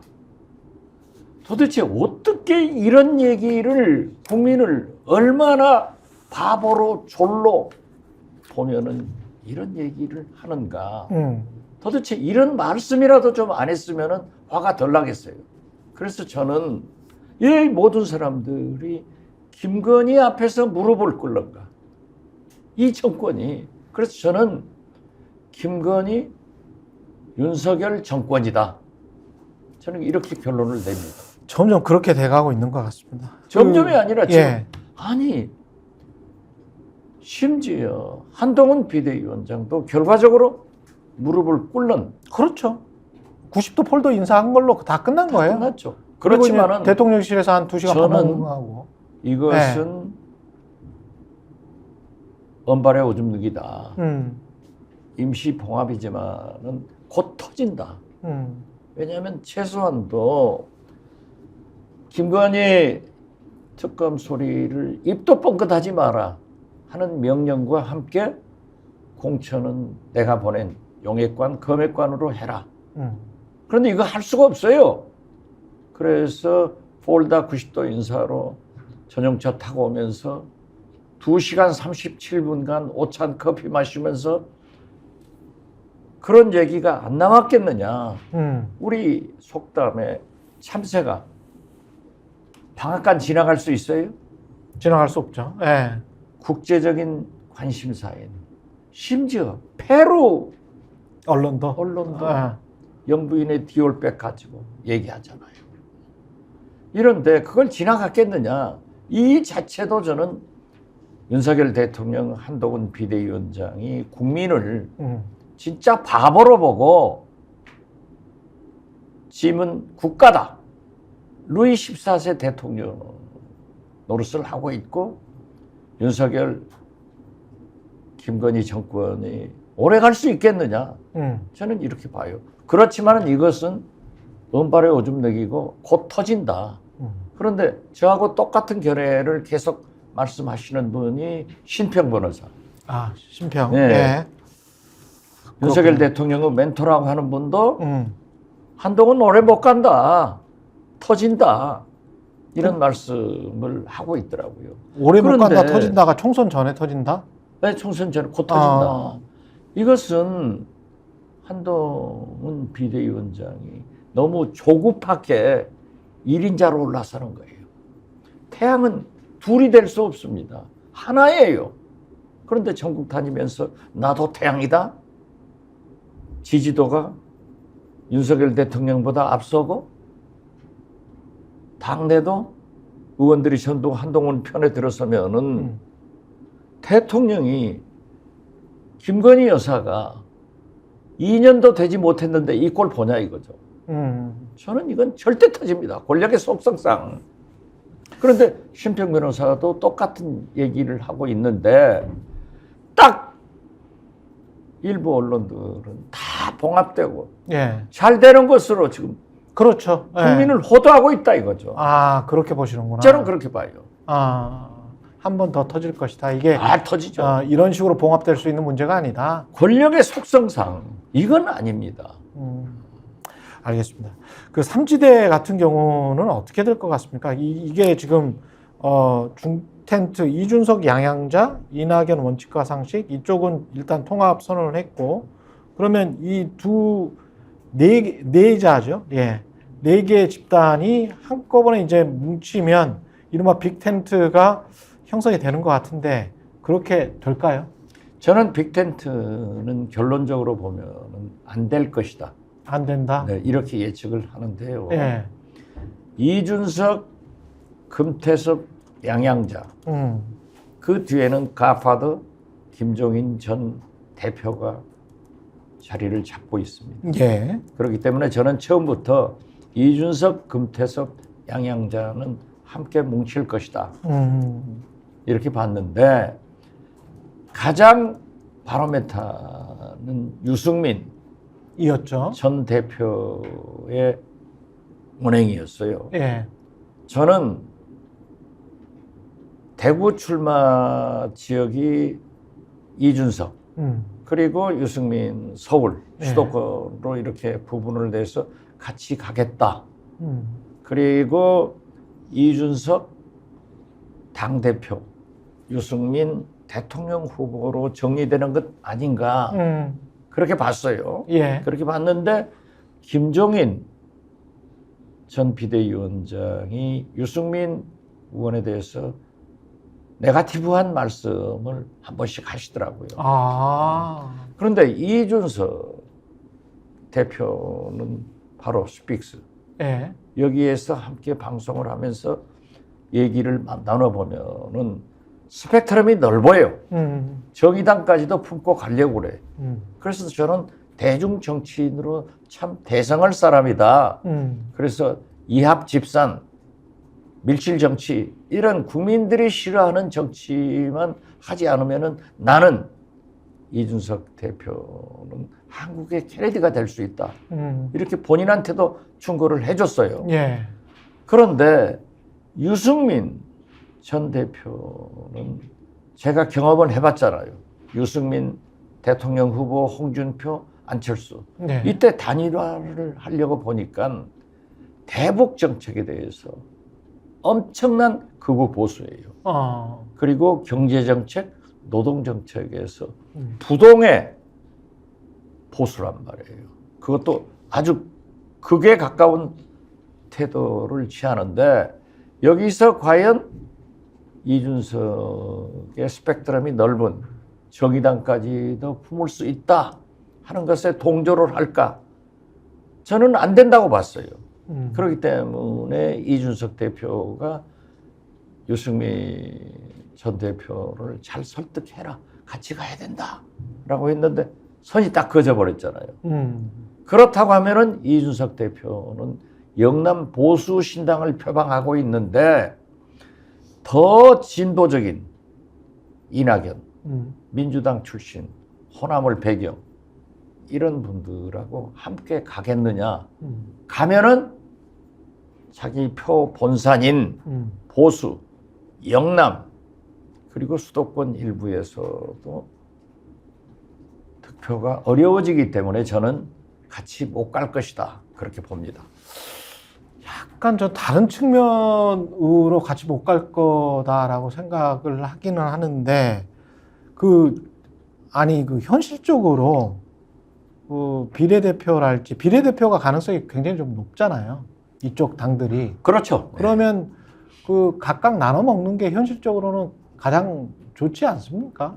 그건 합쳐가지고 1+1이 2가 되는 게 아니고 한 1.5가 될 것 같은데 그것은 커져봐야. 이낙연의 정치는 그런 계산을 할 수 있지만은 이준석의 정치는 국민들이 그러한 밀실 나눠먹기, 사랑방 이런 걸 싫어하기 때문에 역시 MZ 세대답게 깨끗하게 가야 돼요. 그렇기 때문에 이준석 전 대표는 국회의원 한석도 중요하지만은 그런 가치관, 그런 정치관에 대해서 새로운 모습을 지금 보이려고 노력하고 있잖아요. 그래서 저는 만약에 이준석 대표가 그러한 정치를 보이면은 기성 정당하고 똑같아지는, 즉 민주당이나 국민의힘하고 똑같은 그런 3당이 되기 때문에 저는 차별화할 것 같아요. 이낙연 전 대표는 어떻게 할 것 같습니까? 만약에 그게 무산이 된다면 뭐 지역구에 나오기도 지금 힘든 상황인 것 같고 어떻게 보세요? 지금 되면? 당연히 그 원칙과 상식 이 같이 합쳤죠? 세 의원들이 함께해서 예. 미래 개혁당, 예. 개혁미래당, 예. 개미당 예, 이상해졌어요. 그러니까 이제 이준석 대표하고 당명 가지고도 좀 알력이 있던데요. 예. 아무튼 개혁미래당이 원내 의석을 가지고 있는 것은 굉장히 잘된 일이에요. 또 하나 뭉쳐준 거죠. 예. 그렇지만은 이준석 전 대표도 출마해라. 그리고 개혁미래당에 함께한 새 현직 의원도 신당에 한석이라도 필요하니까 광주에서 출마해라 하는데 저는 출마한다고 되나요? 그게 근데? 이낙연 대표에게 좀 잔인한 말씀 같습니다만은 이낙연 대표는 출마할 곳이 없어요. 종로에서 하겠어요. 전국에. 그렇죠. 광주에서 하겠어요. 그의 고향 영광에서 하겠어요. 여기가 아니올시다예요. 그렇기 때문에 이낙연 특유의 화법 잘 검토해보고 여러 의견을 듣고 있습니다. 나는 전국적으로 출마하지 못하고 만약 이낙연 대표가 저는 그럴 리 없을 겁니다. 비례대표라도 간다라고 하면 그 당은 망하는 거죠. 그러나 비례대표를 근데 누가 줍니까? 중텐트를 한 이낙연 플러스 원칙과 상식. 네. 원칙과 상식도 사실은 현역 의원들이기 때문에 아쉬운 건 없어요. 이낙연 전 대표에게. 이낙연 전 대표가 그렇게 지지율이 낮다면 원칙과 상식 같은 경우는 지역구가 있는 거잖아요. 아, 그렇죠. 그러면 거기에서 어느 정도 득표를 할 수 있다라고 본인들은 생각을 할 거란 말이죠. 당연히 득표 가능하고 그 세 의원들이 다 그렇죠. 투표력이 있죠. 의정활동도 잘하고 예. 지역도 잘하고 참 훌륭한 분들이에요. 그러면 그런데 그 사람들의 이익과 이낙연 전 대표의 이익은 확 맞을 것 같지도 않은데. 그러니까 그것은 이낙연 대표가 저는 하지 않으리라고 봐요. 그러나 추종 세력들은 그래도 당대표가 국회에 있어야 된다 해서 비례대표를 추대할 수도 있을 거예요. 그렇지만은 저는 이낙연 대표가 그러한 방법으로 꼭 국회에 진출하겠다 하는 생각은 하지 않아야 되고 않을 것으로 봅니다. 모양이 많이 빠진다. 아, 그렇죠. 예, 모양 빠진다. 예. 만약에 국민의힘 만약에 그렇게 비례대표로 간다고 하면 과거 진산 파동 아시겠어요? 예. 진산 민주당에서 유진산? 이영등포 올라갔는데 유진산 대표가 그냥 박정훈 의원을 공천하고 자기는 전국구 비례대표로 가는 그런 파동처럼 역사는 기록할 것이다. 저는 그렇게 봅니다. 참 그 과거로 갔습니다. 다시 현재로 와서 국민의힘 공천이 끝나고 나는 그 시점 2월이나 3월 정도의 시점에 국민의힘 일부 의원들 또는 민주당 일부 의원들이 이른바 이 중텐트로 각각 들어갈 가능성에 관해서는 어떻게 생각하십니까? 가죠. 갑니까? 저는 간다고 봅니다. 둘 다? 둘 다 가요. 그렇지만은 국민의힘에서는 지금 현재 잠복한 은발에 오줌 싼 그것이 공천에서 터진다고요. 또 국민 여론도 김건희 특검에서 터지는 거예요. 아까도 말씀드린 황교안 전 총리 같은 분이 이게 대남 공작이다. 이게 말이나 되는 얘기냐고요.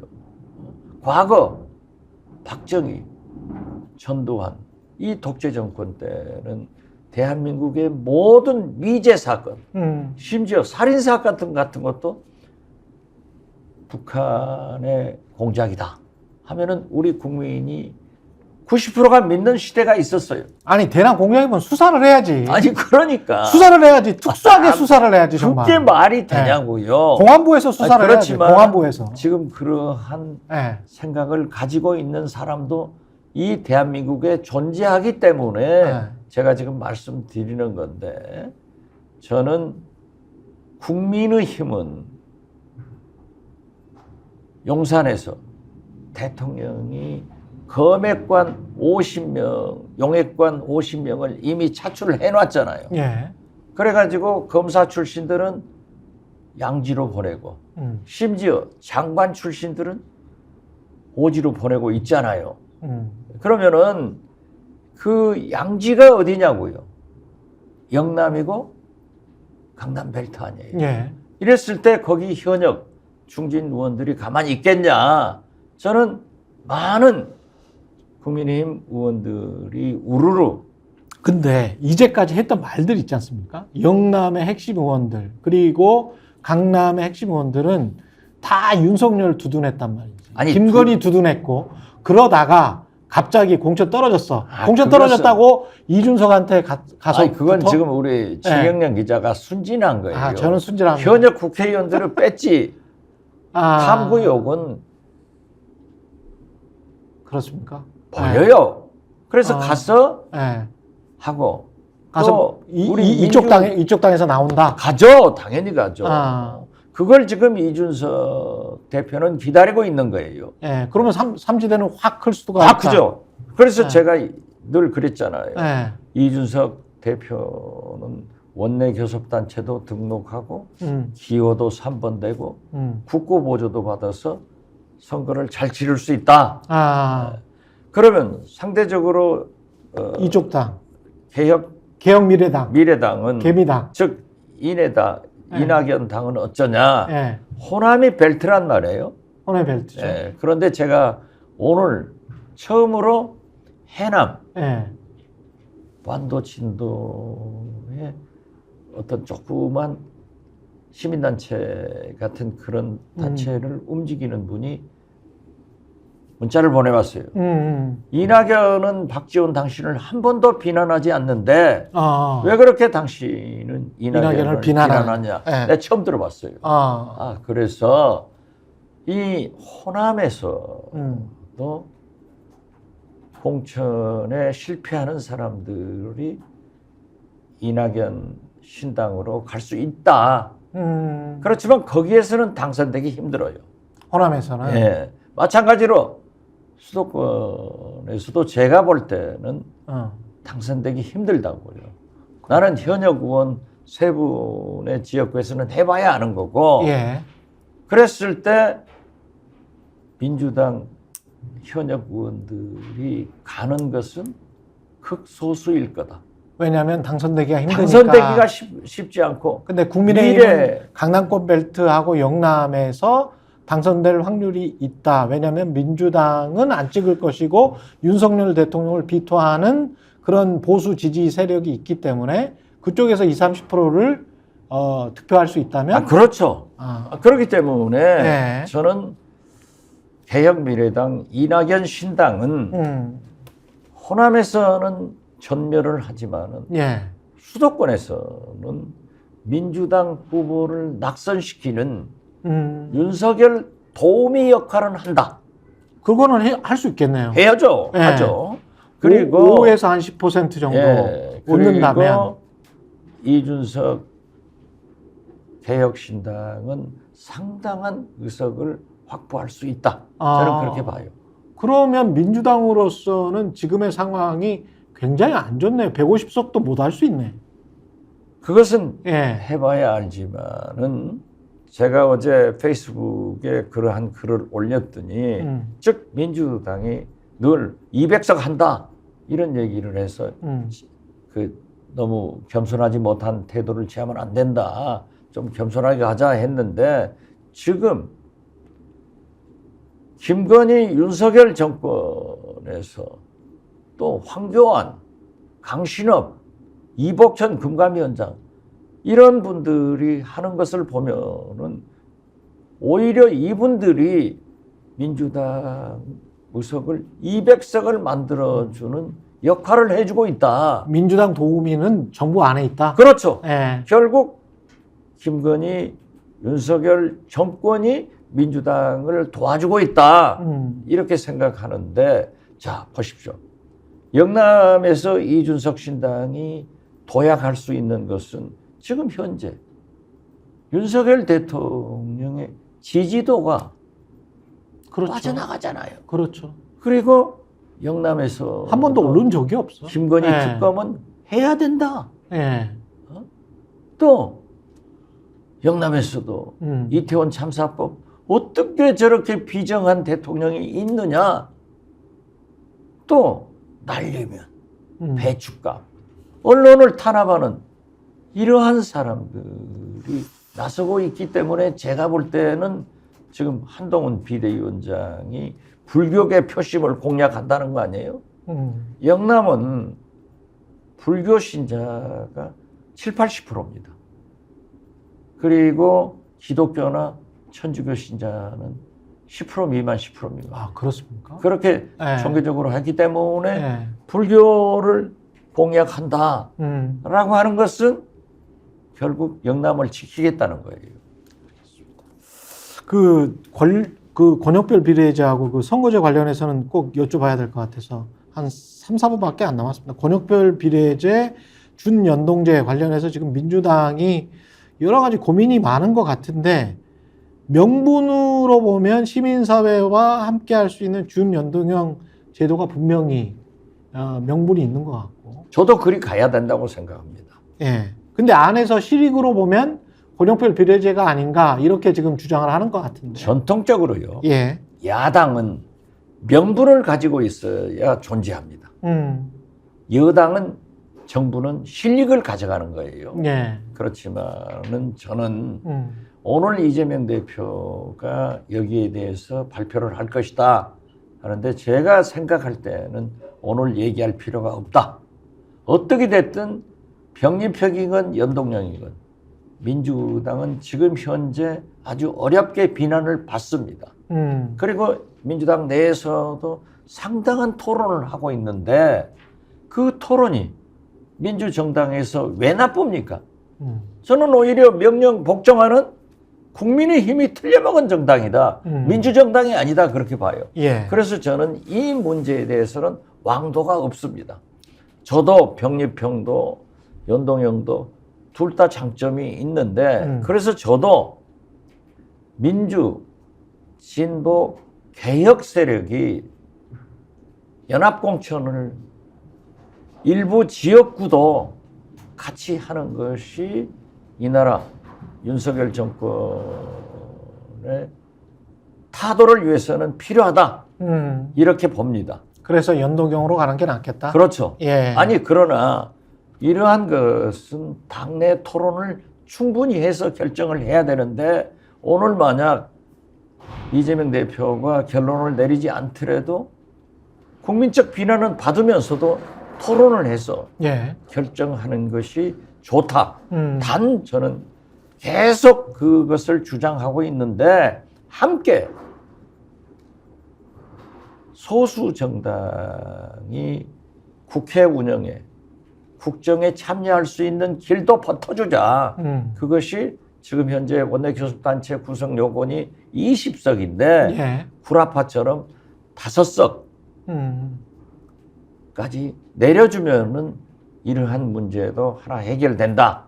저는 그렇게 봅니다. 그래서 소수의 목소리를 대변할 수 있도록 하자. 또는 사표 방지를 위해서 그 사실은 이제 준연동형과 권역별 비례제 여하튼 병립형 이게 이렇게 대치하는 국면은 딱 하나잖아요. 그러니까 선거가 사람들의 표심을 제대로 반영할 수 있게 그렇게 국회 의석수가 나와야 되는데 두 당이 독식할 수 있도록 나와 그게 이제 있는 병기평으로 가면 두 단이 나눠 그렇지, 먹어버리는. 그렇지. 그러면은 그거를 바꾸자는 아니, 거잖아요. 계산적으로 보면 네. 그래요. 국회의석이 한 석 한 석이 얼마나 중요한데 왜 우리 민주당이 어려운 여건에서 국민의힘에 윤석열 김건희 정권에 유리한 일을 하느냐.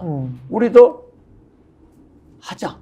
이런 것은 그래도 민주진보 개혁 세력은 가치관도 중요하잖아요. 또 이분들과 함께 가야 물론 함께 갔을 때 해보면은 뭐 예를 들면 아닌 것도 있지. 조정훈 같은 것도 있지. 예. 시대전환 예. 자기 전환해가지고 가버리잖아요. 예. 이런 게 있다 하더라도 대국적인 면에서 보면은 그래도 민주진보 개혁 세력이 함께 가고 있기 때문에 김건희 특검법도 이태원 참사법도 이 민주개혁 진보 세력 이분들이 함께 지키고 있지 않냐. 그래서 나는 민주당의 민주진보 개혁 세력의 가치관을 중시하면서 같이 갈 수 있는 방법을 모색해야지 우리만 가버리면은 그 소수 진보 개혁 세력들은 어디로 가겠느냐. 함께 가자. 저는 그 생각을 가지고 있기 때문에 예. 과거 예. 강기갑 대표나 이런 권영길 민노당 대표들에게 늘 연합공천을 하자. 그래서 한번 성공한 적도 있어요. 알겠습니다. 여기까지 듣겠습니다. 박지원 전 국가정보원장이었습니다. 고맙습니다. 감사합니다. 예, 정치본색 내일도 오전 8시 40분에 8시 30분에 라이브 시작합니다. 지금까지 저는 최경련 기자였습니다. 고맙습니다.